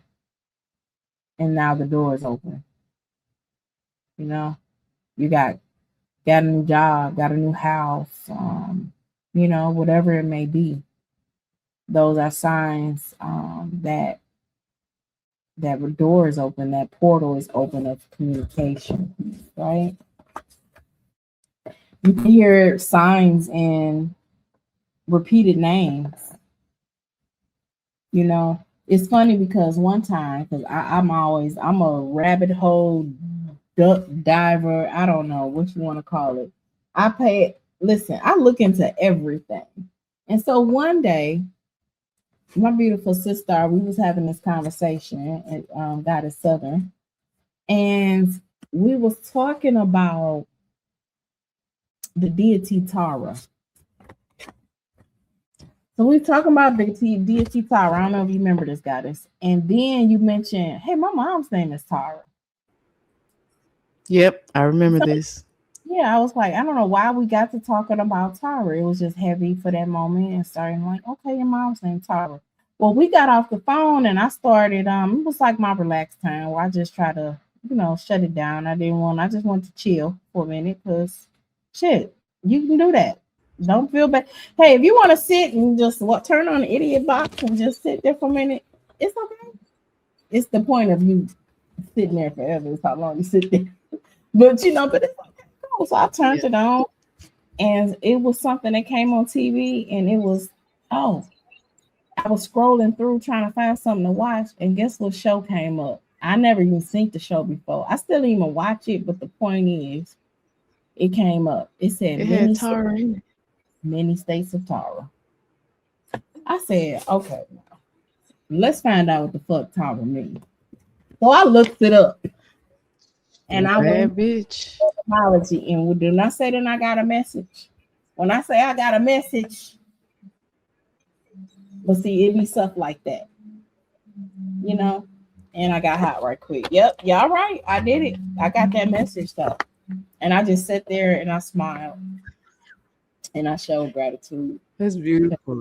And I didn't even know I was looking for. I wasn't coming for me. It was just, like, hey, I followed up on it. I was being intentional and mindful. Go ahead, yeah. You and my mother Tara, y'all both Cancers. Y'all birthdays a day after each other. Okay, all right. So got the souls return right next to each other, and be very intuitive. But I tapped into it. Follow up on that. There you go. Intuitive. notions, please. Be prized on what you see. When you see sign, like you see a bird, a blue jay, a cardinal, a hawk, those are signs. Look it up for that moment. But this is what and test it. Test yourself with this. Not saying, it's just I'm just saying test it for your own confidence in those signs. Test it like this. Monday, you see a hawk, right? You look up the meaning. Whatever you was thinking about at that time, it aligns. Thursday, you see a hawk. Don't be like, oh, I know what the meaning is. Look it up. I promise you, guess what's going to happen? You're going to get a different message. Because it meant something. I knew you were finna say that shit, sis. It be like that. You finna say that. I'm telling you. So, for instance, sis, I've had angel numbers come to me, and I said, let me look this shit up. I look it up this rising, see it again another rising, look it up a next rising, whole different meaning. But I'm like, okay, so what's going on in my nowness? That's exactly what you do. That's when that's that mindfulness, that's that present, right? The present, and being able to. It sound like that is really firecrackers. It's an ambulance as well as it sound like I live in Baghdad. I don't know if y'all can hear it, but they it's the FIFA. I don't know how to say it. FIFA. It's that's going on across the street from me. But anyway, but yeah, looking at those subtle signs, synchronicities, things that happen, songs, right? As I was telling y'all earlier about my love, that's on the other side. He transitioned. He talked to me in songs, baby. That's because that was our language when he was on this side. And we were talking song. And we still talking song. He comes and talks to me in song. I love it. It's so beautiful. What about family stories that keep resurfacing? Right? That's a sign, something you may need to look into. Okay. So you got the ideal of watching for signs. So let's continue to move on, right? So spiritual responsibility and boundaries, right? So when you are with your altar, right? You are with your okay. When you're with your altar, it's no need to like overspin and be all over the place. That doesn't mean that you deep as fuck. Because you got load on your altar. Right? You didn't cash the bank and you got that on the altar. I mean, if you feel like you want to do that, that's up to you. But it don't make your altar stronger than the next. I just want to tell you that, right? Another boundary is mixing altars. Never, like Brother Bobby Hemmett, I shade to him. He always joked, he said, never cross the streams. Like they tell you in Ghostbusters, never cross the streams. All right? Don't have your ancestor and your deity altar together. Speaking of altars, period, don't have the deity's altars on the same altar. They can be grouped, but if you got Lord Ganesha and then you got Ampu, they do two different, their energies is different. Don't have them together. You can work with them together, but don't have them together on the altar. Don't cross the streams. Keep your ancestor altar, and your deity altar, your celebrity altar, or whatever you want to have, your friend altar, but keep it separate. Now, you can put your friends and your ancestors, like, remember, because I gave y'all what is ancestors. So all of those in those groups, that can be on the same altar. But if I'm doing some temporary work and like channeling some channeling a musician or something, I would do that separately because that's some separate work and it's not something that's ongoing. Ancestor altar is ongoing. And one more thing I want to bring up, I didn't put on here, I just thought about it. This is something that's important. I learned along the way. And actually, this came from, I learned this some years ago from Brother Yosef. When you put something on your altar, like say for instance a ring, because it is your grandmother's ring or a relative's ring, or represents something that is very special, when you put it there, don't take it off and wear it. Don't take it back. You've already given it as a offering. Don't take it back. You can actually get some negative energy from that. And it's not that the ancestor is mad or anything like that. It's the point that you gave an offering, you intentionally, subconsciously gave this offering, and now you're taking it back to wear it. If you feel like it's something you want to wear again, don't put it on your altar. Right? And so Mystic Light, Goddess Mystic Light went over this as well, but this is so important. Oversharing your sacred space. Putting it all on social media for likes and shares, so you can show that you're so fucking deep, or you spiritual. Because that's all that be. Because I'm trying to figure out why even people do that. Because let me tell y'all a little story. My ancestors, because I learned the hard way. This was early in my journey, early in doing ancestor work. I didn't have all the answers. I didn't have all the complete knowledge, or just even some of the knowledge. And when I tell you, don't let somebody come over your house,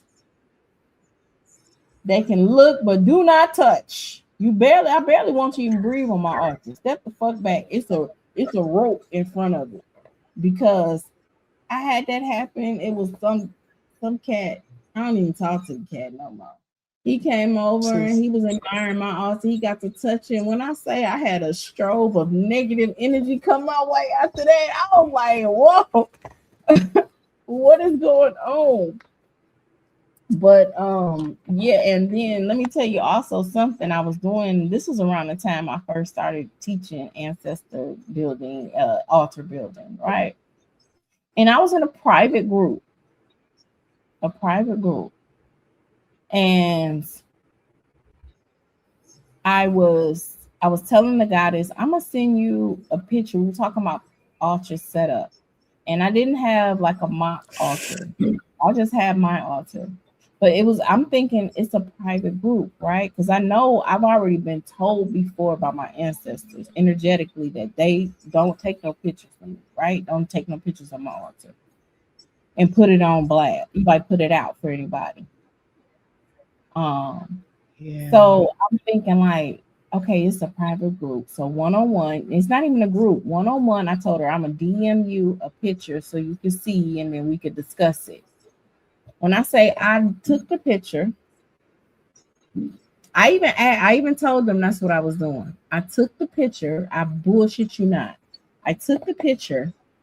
It was in my phone. I sent it to her. We was on Discord. I sent it to her on through a private message on Discord. I see it on my side on Discord. Why did she never get the picture? You weren't supposed to share it. That was them stopping it. I was not supposed to share it. You're right. And I was not supposed to share it. That was the message. As soon as she was like, I didn't get it. And when I went to my messages and I seen it there, I knew right there immediately. I apologized. I said, you know what?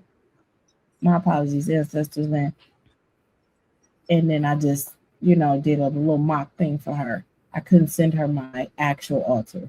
That was a no. So don't do that. Mm-hmm. Right? Don't do that. You are muddling up your sacred space. I mean, if you one that like to go on social media and spread it wide, then that may be something for you, because it's almost pretty much the same. She said spread it wide. If you want to be on there like, look at this, then you could be like, look at my altar, because that would be the same mentality. As far as I'm concerned, Yeah, a Why is song my "Busted Wide Open" came to mind. Oh my but goodness, I'm so sorry, y'all. okay, don't be sorry. Hey, you know, I've described myself as a deep, spiritual, uh, wise, fun at the same time, you know.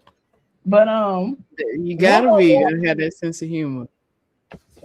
absolutely. So I also have a warning for y'all. Yes. This is the last thing with the boundaries here. I have a warning. Not every ancestor. I don't know if you know this. Not every ancestor go on your oath. Yeah, Uncle Charles, he did transition, so I'm gonna just put his obituary up here and put it on that. Uncle Charles was a fucked up individual. Uncle Charles don't belong on your oath. Just because he transitioned Oh my God. automatically make him as melanin people what they say. He's gone on home to the Lord. No, that ain't what that is, and that ain't what makes him. He does not automatically gain angel wings because he on the other side. He was negative over there, negative to the day he took his last physical breath, and he negative still. Okay, He gonna be it that does. one goon that's gonna turn everything black. Okay, okay. You know, if you got someone that's deep into, you know, bondage within their mind, you know, and just you had an aunt that was just, Mm. you know, a hellraiser, you know, never brought anything good forth. Don't put her on your altar. I wouldn't put her on your altar, you know. Now, if y'all even know if she I was, and have I'm just giving questions. a disclaimer. Okay, 1 second while I finish this thought. Even though if she was just a hellraiser, but yet y'all had a personal relationship, that's something different. You might, but just discern that within yourself. Discern, hey, putting Auntie Kim on my altar, even though she was a mother, something else, but she wasn't always like that to me. Find the good points. Just sit with yourself and discern about it. Even action answer the other ancestors. Get those answers. Listen for the sign and for the answer. Okay, don't just plop them up there because they had a funeral and now you got the obituary. Okay, don't do that. Or would it be wise? Like, I'm not going to tell you what to do and don't do. It just wouldn't be wise. Yes, goddess. What was your comment? So my comment is, and I wanted to get your feedback on this because I had this young lady. I call her my spiritual mother.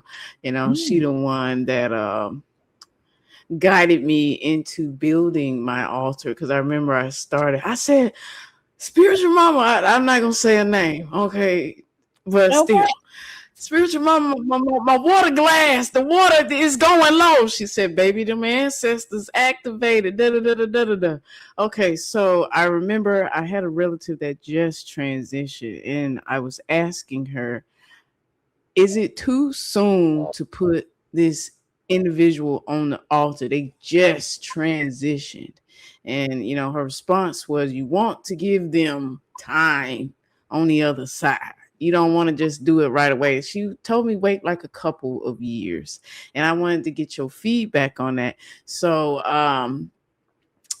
you know, Hmm. when ancestors transition, say like you just, you know, came from a funeral or something like that, do you automatically put the obituary on there, or do you just wait a minute? Because you know it's a process. No, so my knowledge with that's pretty interesting. So my knowledge with that is once you because I don't know if everyone knows, I am also a mortician. And that's That why I asked her, y'all. also with the spirit world and also with um netis and ampu that we cross over spirits, cross over the souls, right? And I also I can't talk right now. Ritualistically also perform those same acts energetically, right? So anyway, so when you cross over into the other side, there isn't um time that has to be waited upon. They're going through that process and they're on the other, they've already made it to the other side. Remember, once you from out of the physical, time doesn't exist at all in no way, shape, or form, right? So it doesn't exist. So that's only on your end. So what are Gotcha. you waiting on? Also, I want to add, sometimes that is a great way to help, especially if your ancestor author is active, you can Yeah. help guide them. I had a feeling you was gonna say something like that. Yeah, yeah. They may be lost, maybe not understanding what's going on, maybe stuck in a state of confusion or negative space. And you can do work or either on your ancestor altar, or you can set up a separate altar just to do some temporary work and helping that soul get to where they need to go, or give them the guidance that they need, or requesting or reassurance or whatever it may be. Mm. Now, that's when you have to tap into what may be needed. Mm. Because when I say that you can go, when you go over to the spirit world, your mindset or wherever your mindset was. So if you were always fearful and negative, you're going to go into that spirit world while you're there until you start doing work. Because yes, work still continues. You can Over still there. get Mm. information on the other side. And that was brought to us by, of course, Ashe to the brother Panic, Ashe. Yes. Yes. Beautiful lecture. to be able to do work on the other side. And I Yes. know it's to be my proof with that, which why I doubled down on that knowledge once I received the confirmation that I did of doing work on the other side, is he talked about it for years in his lectures, and I studied it. I am a student of his, and I studied it. And then Brother Panic then transitioned, and so clearly on the camera when his wife, um, the goddess Khadijah, came to make the announcement, all you seen was orbs. In Mm. right, it was Beautiful. no camera play. It was just straight up. They went on camera just to record and just say what happened. And here's the orbs, right? His entourage of orbs, because it was several orbs, right? And so then after that, I went to his deity party because I was going to go that year. He transitioned. So the next year, she still ended up having a deity party, but we honored him, honored Brother Panic. And so she also did a lecture the next day. And so that further confirmation came because, of course, Khadijah does a lot of, she's amazing, phenomenal into her Akashic record work. Also, she does deep spirit work in the spirit world and everything. Of course, Brother Patty's like, come on now. But in her lecture, she talked about, that's where you got the rest of what happens on the other side that came through that lecture. It was phenomenal. Those confirmations came in that I'm like, wait a minute. That was me seeing physically the proof Mm. of what was being taught. And I'm like, that was proof. Like, that proof in the pudding was right there. So now you can't even tell me different because I seen the whole play out and got confirmation on the other side of knowledge I wasn't even asking for. It came about. Talked about how when you go over there, you still do work. You can still elevate. You may go over there all in a negative space, but you can do the work. And that work your people on this side can help you do that work to get out of that space, to get back into your elevated space, so then you can return that spirit energy, can then return and assist you. Remember, I told y'all, energy exchange. It's supporting back and forth. How it works. It's dualistic. right? So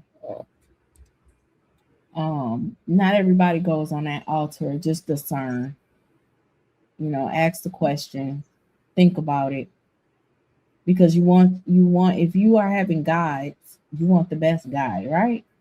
Do you want the tour guide that don't even know the city? What's that? Right? So you want the best. So you want to work with your ancestors that is bringing you the highest light for your elevation. That sees your, like I said in my invocation, that sees your path of elevation, and they're here, the ones that are there to help you. It may be, yeah. And I know that there's another one more thing I just want to bring up right quick, guys, because I just thought about this because this is important. Because when I was doing my research, I seen a book, and it was entitled, and I didn't share the book based upon the title. Okay. It says something about ancestors, and it says they guide you, they heal you, they curse you, and something else. And that was the problem I had personally, because of the occult knowledge that I know about ancestor and spirit world. To be upset and angry is a human emotion. Right? Mm-hmm. It's a emotion that comes from your ego. When you are out of this physical body, please understand, enter over all of that, stand that shit. Listen to me. When you are out of your physical body, you are no longer human. Right? Mm-hmm. So those feelings, that ego, that doesn't exist in the spirit world. Now, are there negative energies? Yes. But are your ancestors over there mad at you because you moved on and you got a new boyfriend or girlfriend and now they're mad? No. My sweetheart, he told me. He described, when we had a conversation about what it's like over there, the song he sent to me was "It Never Rains in Sunny California." Oh, that is so sweet. Awesome. I'm gonna have to go listen to that again. The words, it was the words, and it laid it out. How beautiful the energy, because that's the mindset. You're gonna go into whatever mindset you was in when you left here, right? You can go into a negative state. It doesn't mean ego. You can go into a negative state until you can either get help getting out of that or somehow work yourself in getting out of that. Right? Mm-hmm. Just like the movie What Dreams May Come. That's a perfect, great movie to tell you, to show you how when you leave this physical world and then how it is over in the spiritual world and how your thoughts are here, how they affect your transition, but you can come out of that. So Robin Williams, he had a beautiful mind, a beautiful outlook on things. So when he transitioned, he went into this beautiful painting that he was so always would paint. And so his world was this beautiful painting. But yet his wife, when she transitioned, she was in turmoil, upset because she lost her son and she lost her husband. Negative. So her transitional place looked very negative. It looked down. Matter of fact, it was in black and white. It didn't even have color. But he believed and loved her so much and wanted to save her, which he did some work. Basically, what that is saying is he took his elevated self over in the spirit, where he took his elevated self and assisted her to come out of her negativity. So she still did work. She was able to get work done to bring her out of the negative place. And he went down and got her and brought her up into a higher place. That's beautiful. I'm gonna watch that movie. Absolutely. So that was a beautiful description of how that works, right? because we're eternal. Nothing, it's not a death, in that aspect. There is, deep down a true death that can, but we would have to we go deep down in the cult for that one. But for right now, that might spin your head a little bit, but it's not, it takes a whole lot for that to happen. So you have opportunity, you have time, especially if you're hearing this message, this is for you to, a call for you to step into. So I hope you all understood that. I do want to bring this knowledge here, right? I said, hold your horses. I have something very important I wanted to say about altars and what altars really are as an occultist, an occult view, right? We do all this work. We have our ancestors, our aunts, our grandmas, our uncles, our cousins, our friends, lovers, mentors, even deities and things that we do work with on this physical realm. You're here at this thing, you have all of this around you. But let me tell you something. All that's around you is you. It's all you. You have placed it for your human mind to deal with it better. You have placed it and gave it direction. So ancestor energy directed. Yeah. Okay, this energy here of me knowing how to make a pound cake is my grandmother. That's the energy directed. But that's me. Who knows it? Me, right? So what an altar is, and you're doing altar work is on an occult level, it is a physical representation of your subconscious. Remember, I told you before that your subconscious, speaks in symbols. It does not speak in words. It speaks in symbols. So as you're physically doing the work, pouring the libation, remember I said the energy current is in the water. As you are lighting the candle, right? The intention. As you're doing these things, you are bringing forth and making that energy alive.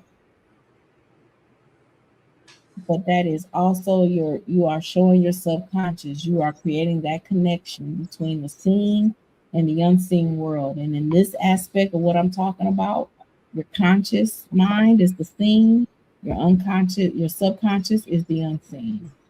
Mm-hmm. Right? Remember I said dual. And that'll bring you the balance. But that's exactly what an altar is. It's a physical representation of your subconscious. So you're doing this work. That's where your magic comes from.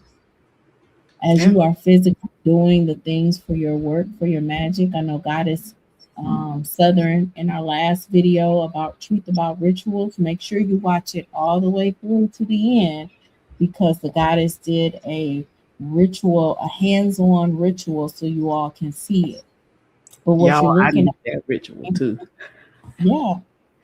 But what you're looking at is her hands performing that work, because that's the symbolic. And as you're doing that, who's watching? Your subconscious, because that's how it's speaking. So as you write on that paper and you hold it up and burn it, your subconscious was like, what's happening is what we put on that paper is now released. It's I love the wrong. emphasis on that, sis. Release, girl. Yes. Yeah, because in your subconscious mind, it's showing you, it's a signal of finality. It's a signal that this no longer resonates here. I've let it go. And it's important, once you have let something go and burned it, do not bring it back up. You are confusing then your subconscious. You probably have to go back and do it over again, because now your subconscious got it right quick. It's not slow. It's like, oh, that's gone. It was gone. That's it. And then here you come and your traumatized self bringing it up again. And it's like, what the fuck? I thought we just got in. You know, that's why when you let something go, a thought form, an energy, a bad habit or whatever, let it go. Don't keep bringing it up. Don't be bothering your nervous system, which is your chakra system. Don't go into that loop of remembrance of the negativity that you are trying to get rid of, that you got rid of. I can't say trying, because then if you bring it back, then that's when you're on the trying level. You called it in the, what was it? I think it was our chakra episode, trauma reminiscing. I think that's what you called it, Yeah, sis. yeah. That's what it leads to, trauma reminiscing. You start reminiscing on your trauma, and that's it. You're not being healed, nothing. You just writing the same thing. You just going back. I remember when I was so fucked up. Mm-hmm. And your subconscious, like, we still there because we ain't moved on from it. So we still like that. I mean, because even if you look at it like, what brings you emotion and anger, happiness, and all of those things, a lot of those are connected to your humanity self, which is like your ego, right? So your humanity self. But if your subconscious works kind of like your God self, it's not judging. It's not. It's direction, as matter of fact, in that aspect. I mean, I'm just giving you a different perspective to look at it. Look at it how you may, or take all of these perspectives and come up with what resonates with you the best. That's your own truth. I'm just giving you some knowledge and wisdom that I have learned, seen, and remembered along the way. But I do want you to know that that's exactly what an altar is. And as an occultist, we have that understanding that that's what altar work is. That's why, that's how you become. Also, having that understanding allows you to become successful in your altar work, and also in your magic, right? Because it's you. It's all you. Mm-hmm. So let's go to these book reference, which Goddess has two of the books on here. Two of the books she went through. So I'm not gonna go over these books again. I don't have that one. Let me get. I'm gonna make sure I get that book right there. Finding your people. So if you want to, there's some books on here how to connect with your ancestor, but some people don't know like a way to start. I mean, this is just one guide itself, but there are many ways, other ways, and you can research. I would suggest researching and finding who your ancestors are, so you can get those names, because you might not find pictures, but you can get those names. But the point is to dive in and try to find your people. Try to find who your lineage is, so that you can connect with them for your guidance here.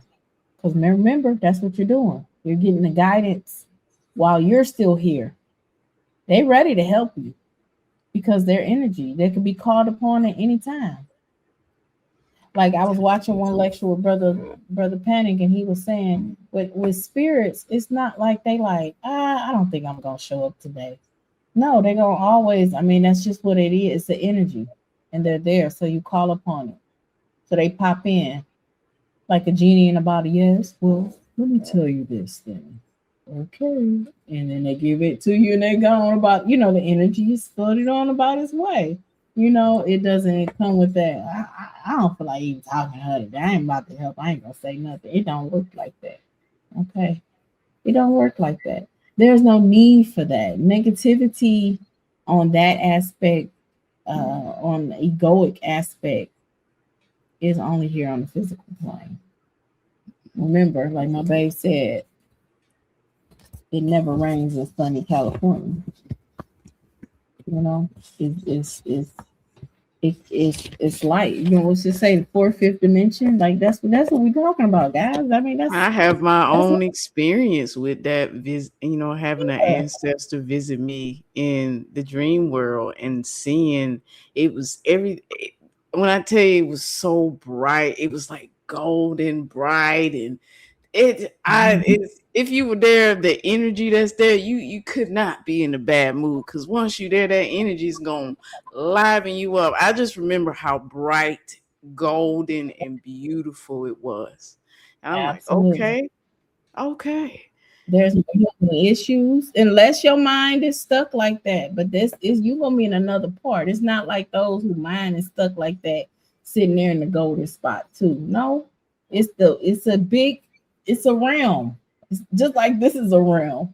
So there Mm-hmm. you have a negative or a lower realm. You have different Mm-hmm. states, or like it's explained in the Kabbalion, there are multiple planes of existence. Yes, they Even are, in the y'all. spirit world, that's another existence in itself, is planes within planes. To be honest, that's exactly what the book tells you. It is planes within plane.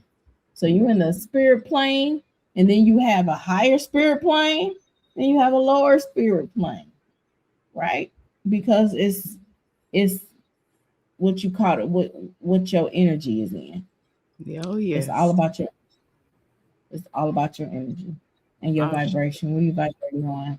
Right? What's your frequency? What is it? It's all about frequency. What is it? I knew you was gonna say that. Get out my mind. Okay. Nikola Tesla is quoted by saying, to understand the universe, you must understand it in vibration, energy, and Vibrations. frequency. Mm, That's it. And you can equate that to exactly what we're saying. We talk about energy, right? yeah. And what you're doing, building up that vibration, right? To connect to that frequency. And the frequency is the answer, your guidance. Like, I mean, it's not rocket. I mean, it's really simple. It's really that simple. You know, it's really that simple. Just get You out the know? spookism, basically. Get out of Absolutely. that. Yeah. Absolutely. Let me come out of this goddess because I do want to go into a little groupalization. All right. All Groupalize. right. Run it. We gonna Run come it. together. Hey, hey, Well, hey. hello, self. But yeah, enjoy that presentation. So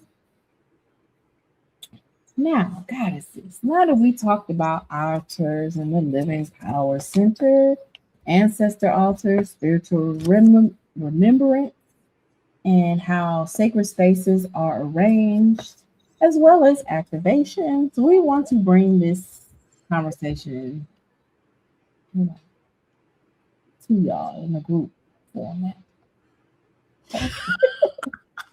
I like everything. My computer over here, how and the TV light still going on. Okay, disco. It just come on. I'm telling you, it's some energy in this house. Oh, But trust me, what I I tell you, know. I got some stories to tell. it is power. Listen, I got some powerful protection. Ain't nothing negative is happening there. So if the light get to flicking, it ain't nothing scary. It's hey, they like what's that? Basically, sis. That's basically what it is, sis. Basically what it is. Exactly what it is. And so because we begin with altar work, right? It's not just enough to place items on your table. We talked about that. You need to Mm. understand what those actually mean and what energy they carry and why we are using those. So I got a question for the goddess.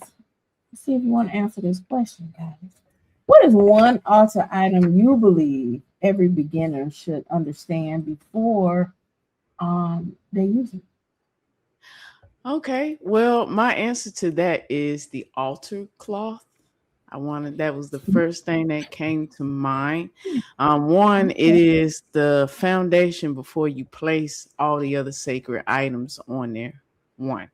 Okay. And like Mystic Light said with the candle colors, same thing with the altar cloths. Each color has a representation of what type of frequency or vibration you're working with. Say, for instance, I like to change my altar cloth colors based off my energy centers at time, because I can hear my internal self say, change the cloth to this color. There's some work here we need to look into. And when I do that, like you talking about the chains, the links in our lineage that we're breaking, I will find while that I'm doing this work in this energy center, oh, there's a chain here that I'm supposed to like break for my ancestral lineage. And it feels so refreshing to do.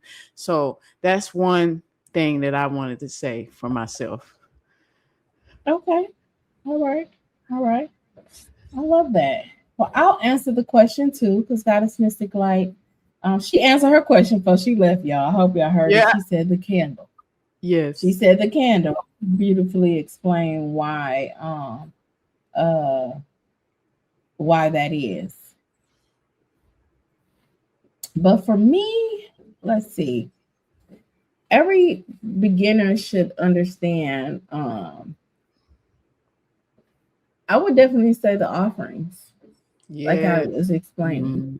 Mm-hmm. You know, that includes your libations, that includes your food, that includes the trinkets, it includes anything you're offering,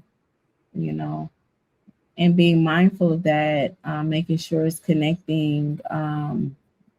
What I do know is that those energies also like I said, they like to smell food and things like that, but they like the real thing. I also enjoy. Like one of the things my grandma loved every Saturday was bid whist. I'm talking about playing her cards. So she got a deck of cards by her, honey, because that's what she did. Yeah. I'm saying. I got some cigars.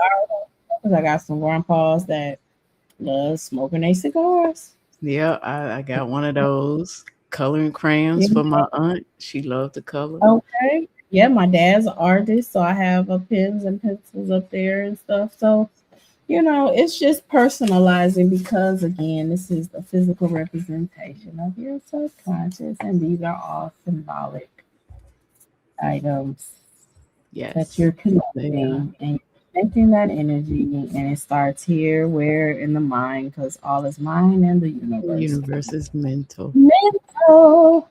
So let me I had another question. Oh, here it is. Oh yeah.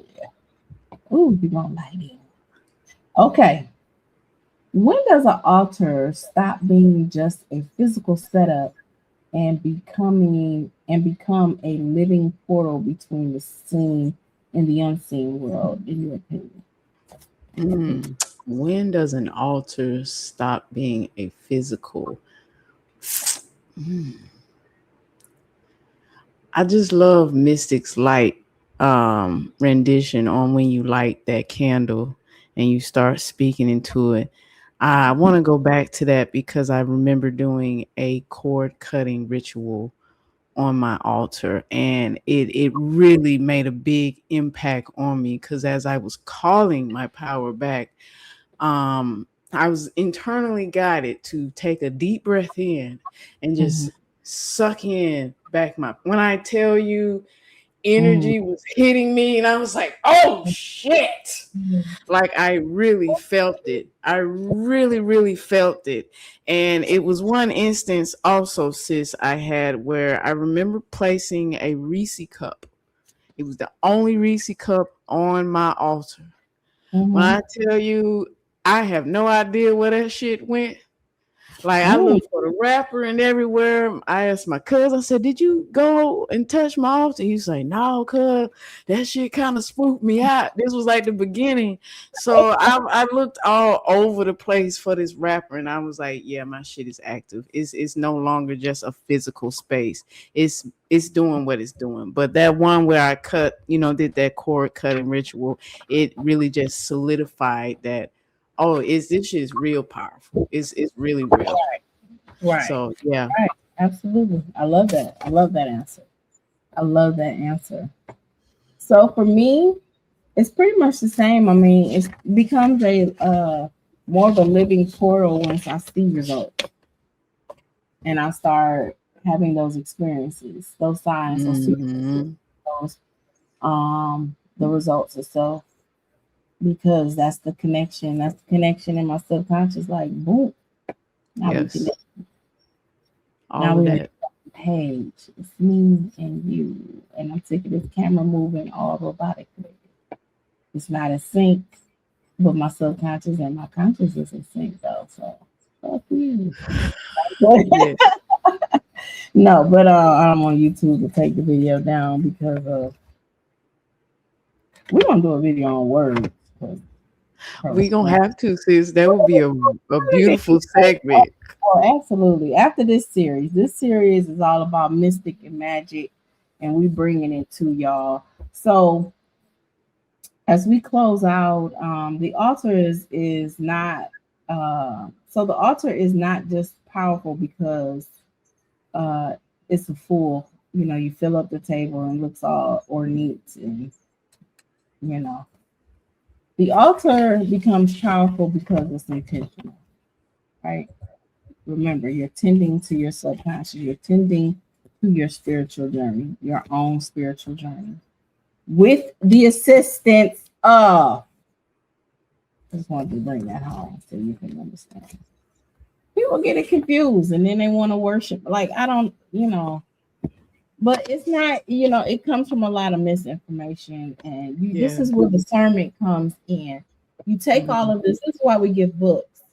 I'm not saying that the book is the law. What I'm saying is I'm giving you perspective to find your own perspective. Take what I'm saying, go find some other perspective. Here's some perspective you can look up, and you come to your own conclusion. Yep. Because what Dr. Blair say, the truth isn't the truth until you say it. You go. There you go. So You got some great lectures, by the way, too, Dr. Blair. Shout out to Dr. Blair. Shout out to Dr. Blair, Dr. Delbert Blair.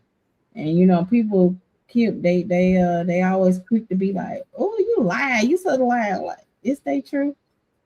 It's they true for whatever reason. It's they truth. I'm saying you really can't. You honestly, you kind of can't say somebody lie. Like, are you really in their mind? Really, really sit with that with yourself for a moment. You told me, please do, because why would you want somebody truth to be exactly like yours?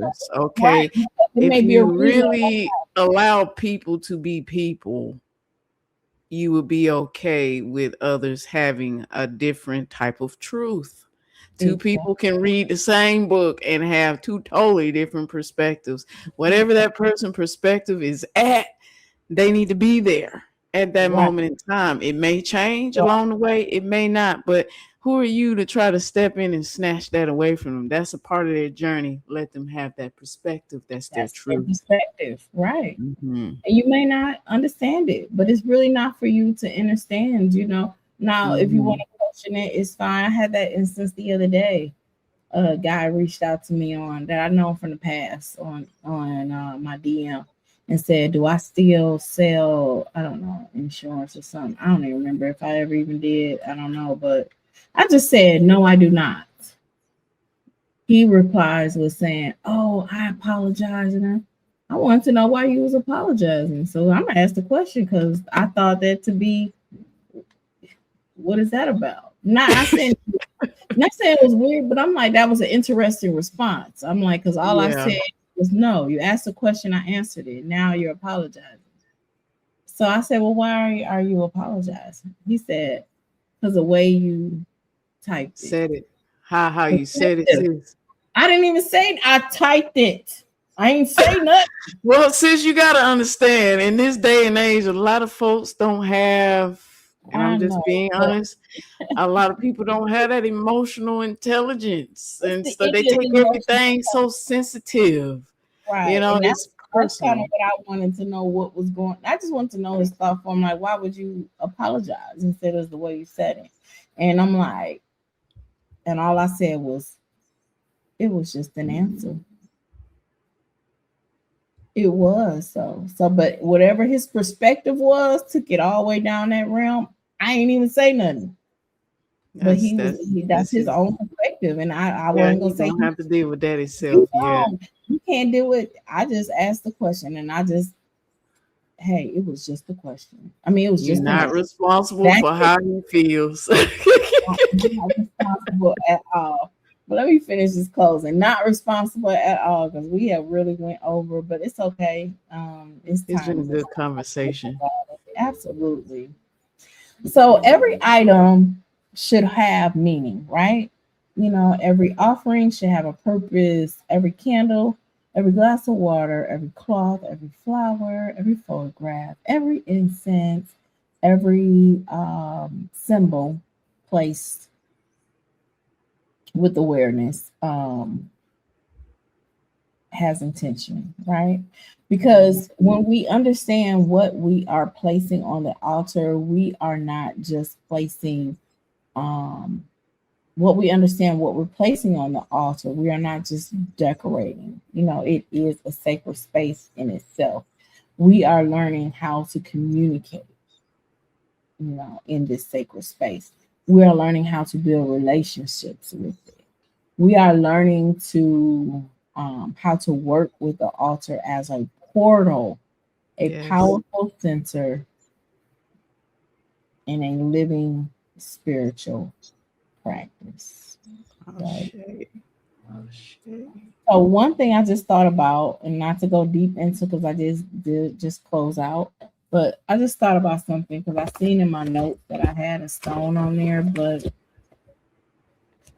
I do want to say this because I also learned this down the line. And again, it's perspective and what you feel. I'm gonna just say personally, me, what I resonate with not putting crystals on my altar is because of the energy crystals in itself carry and transmute and port energy, right?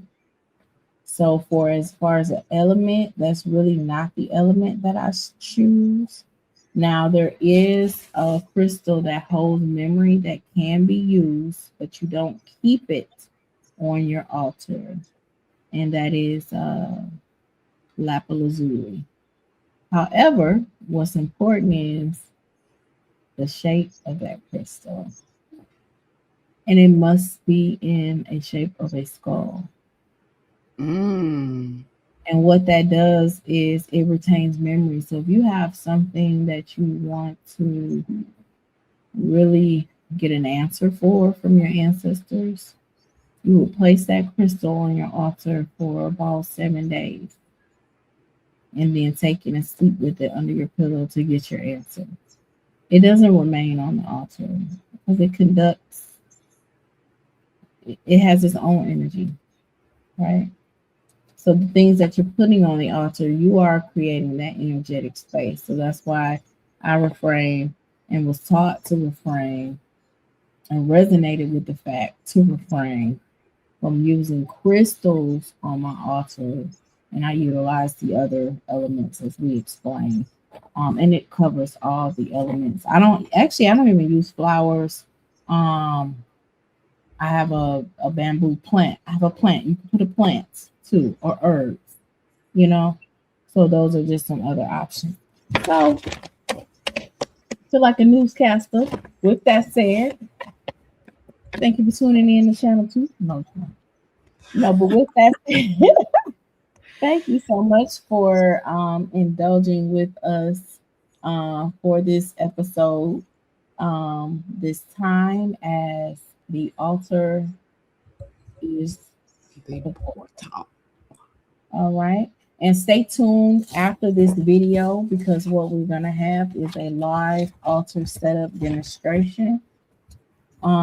Just for you to, you know, go back again. This is all instructional knowledge that we're putting out for you to, you know, take that the basic. What I'm giving you is the basic Add to it to personalize it for your own what?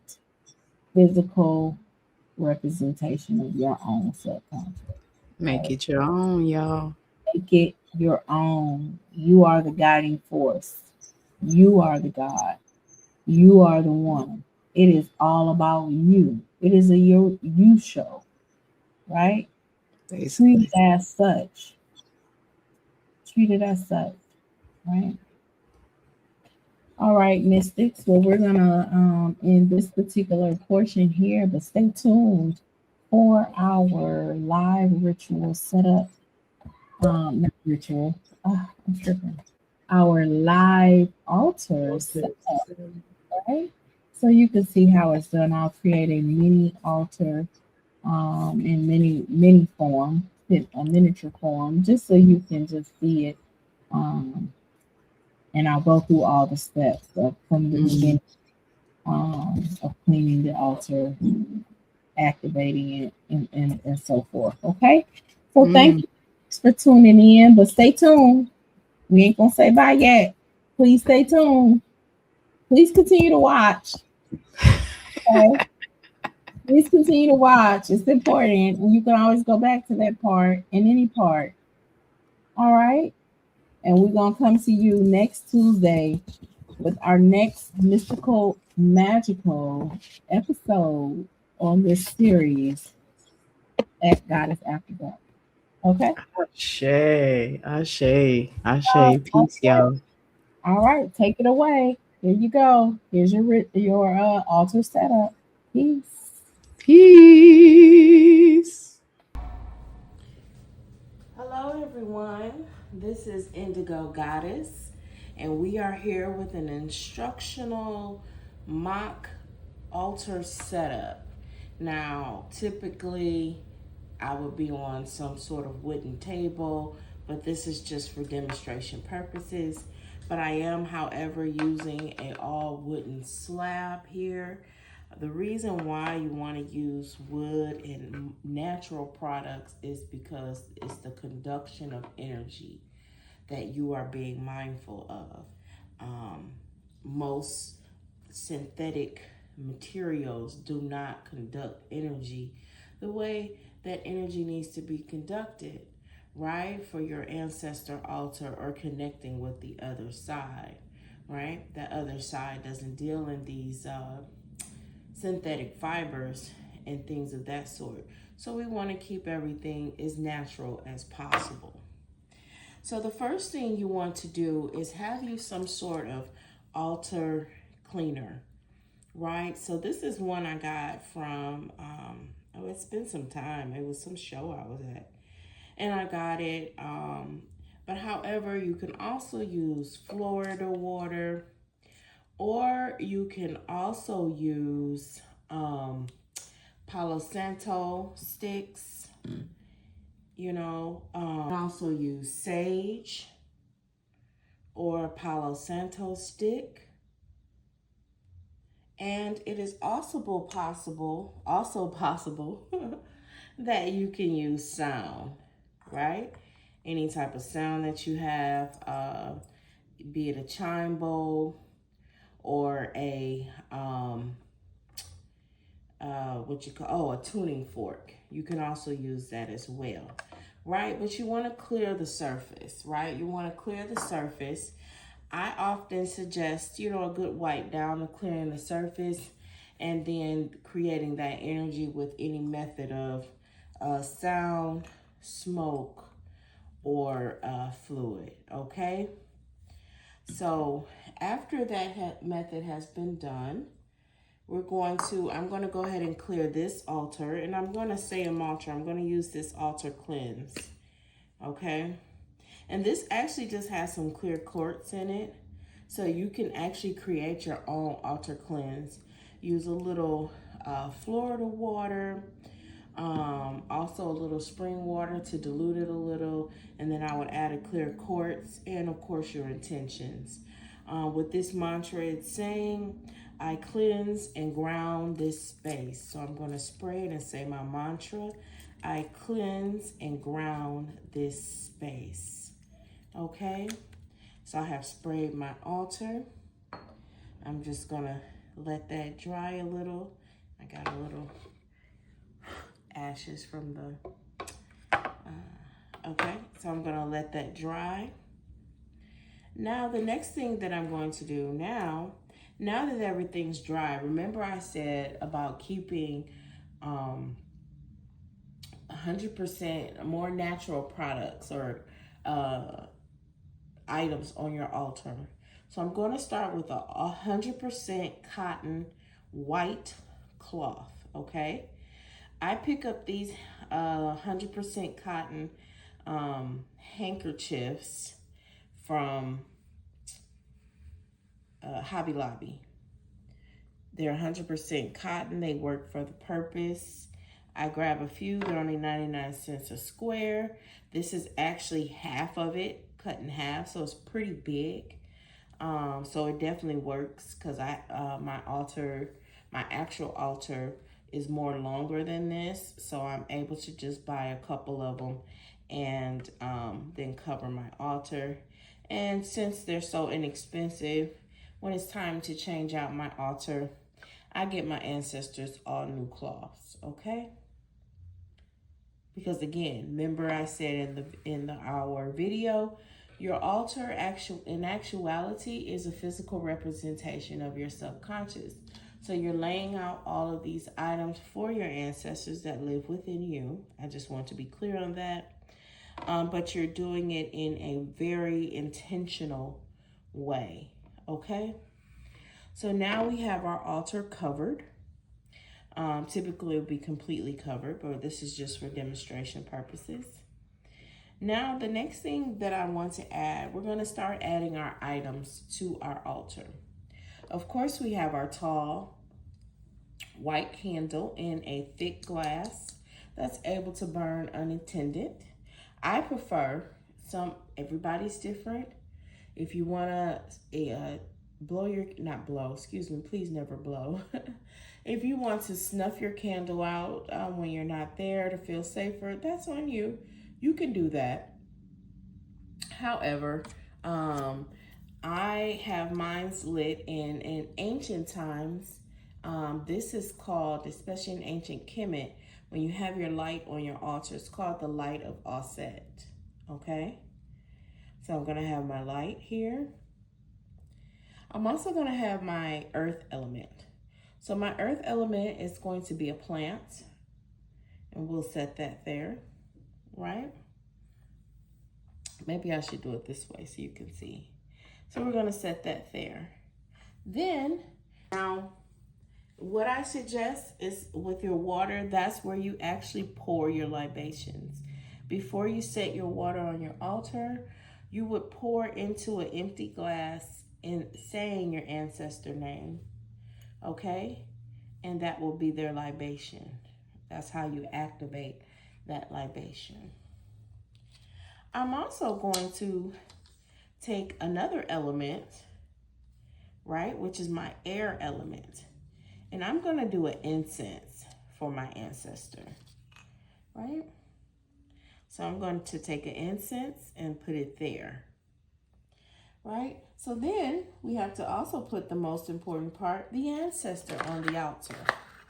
So usually I would have a frame, but this, for demonstration purposes, I don't. So I'm just going to lean it against the candle. Now this is, of course, not a real image. It is a blurred image, a picture that was distorted because my ancestors do not like being on camera. So we will use this for demonstration purposes. So we'll have the ancestor picture, right? Then I want to go in with some items that was important to the ancestor. Maybe some perfume. We have here a little trinket, a little pom-pom, and a little stopwatch here, okay? So these are all things that are important to the ancestors. So far we have our fire, our water, our earth element, and our air element. Another air element, just to let you know, could be a feather. Okay? You can also place a feather onto your altar. My beautiful mystics, here is a basic altar setup. It could be the way you want it to look as far as the direction or the placement of the items. Okay? But the most important part is making sure you start with all of your basic elements, including the picture or name. If you don't have the picture, you can use a name, right? Better if you do find a picture. Their own personal items, our fire element, our earth element, our water, and our air, which I said both is either incense or a feather. Now, through my works, I know that movement and energy is always moving, right? I would personally suggest as your air element still being your incense, because when you do altar work on a daily basis, you are going to, if you have snuffed out your candle, you're going to light your candle, right, on a daily basis. I keep mine lit.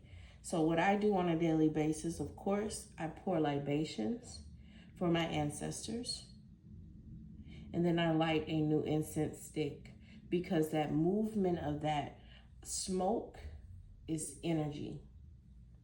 And I'm utilizing that energy to bring forth the energy within my home and with myself. And again, I said it is working with your subconscious. Your subconscious is going to look at that smoke and understand the movement of that energy, because again, it's not speaking in words, it's speaking in symbols in itself. One other thing that I do personally for my ancestors is every rising, I greet them with a cup of coffee, because I enjoy coffee, or I enjoy tea, and as I make myself my tea or coffee, I bring in a cup. It is empty, but I bring in a cup for my ancestors, especially for my grandparents on both sides, whom enjoyed coffee dearly. Okay, the aroma of the hot coffee and the smoke rising, again, is that energy. They love the aroma, right? And then also when you're ready, so also when you are feeding your ancestors, you want to use a glass bowl or jar. It doesn't have to be big. They don't need a full plate like you would eat. But just a small mock plate, maybe of your dinner. If you have a small saucer, and you would put just a spoonful of everything you're eating on your plate. Spirits do love sweets. So we got some cake here, and I will also place that on my altar. Spirits also love candy. Now these things here, candy can stay on your altar longer than the cake. You can leave the cake on the altar for maybe a day or two, because you'll find that the moisture is gone out of the cake, because they would have taken the energy from it. Okay. And so this is my mystics. This is a fully dressed, as far as I'm concerned, with all items, because I don't keep it too extravagant. You know, each ancestor may have a few trinkets that was special to them, if I know of that knowledge. And if you don't know, it's okay, because you tuning and tapping in and through meditation and listening, you will start hearing and finding out what they want on the altar. Okay, that's a thing, that's for sure. If you're standing, and let me give you a clue. If you're standing in front of your altar and you're like, is this good? Am I all done? and you feel or hear something, or within yourself, you just be like, she loved to paint. I love a paintbrush.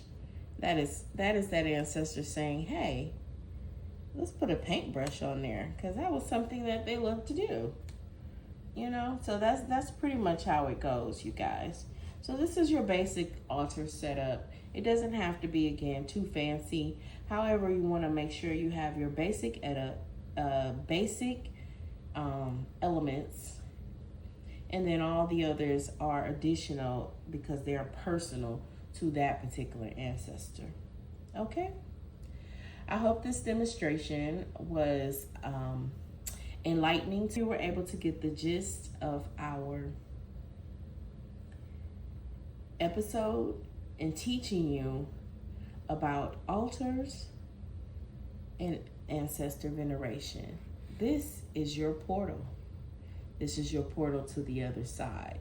This is how we are speaking to that other side. Peace, y'all.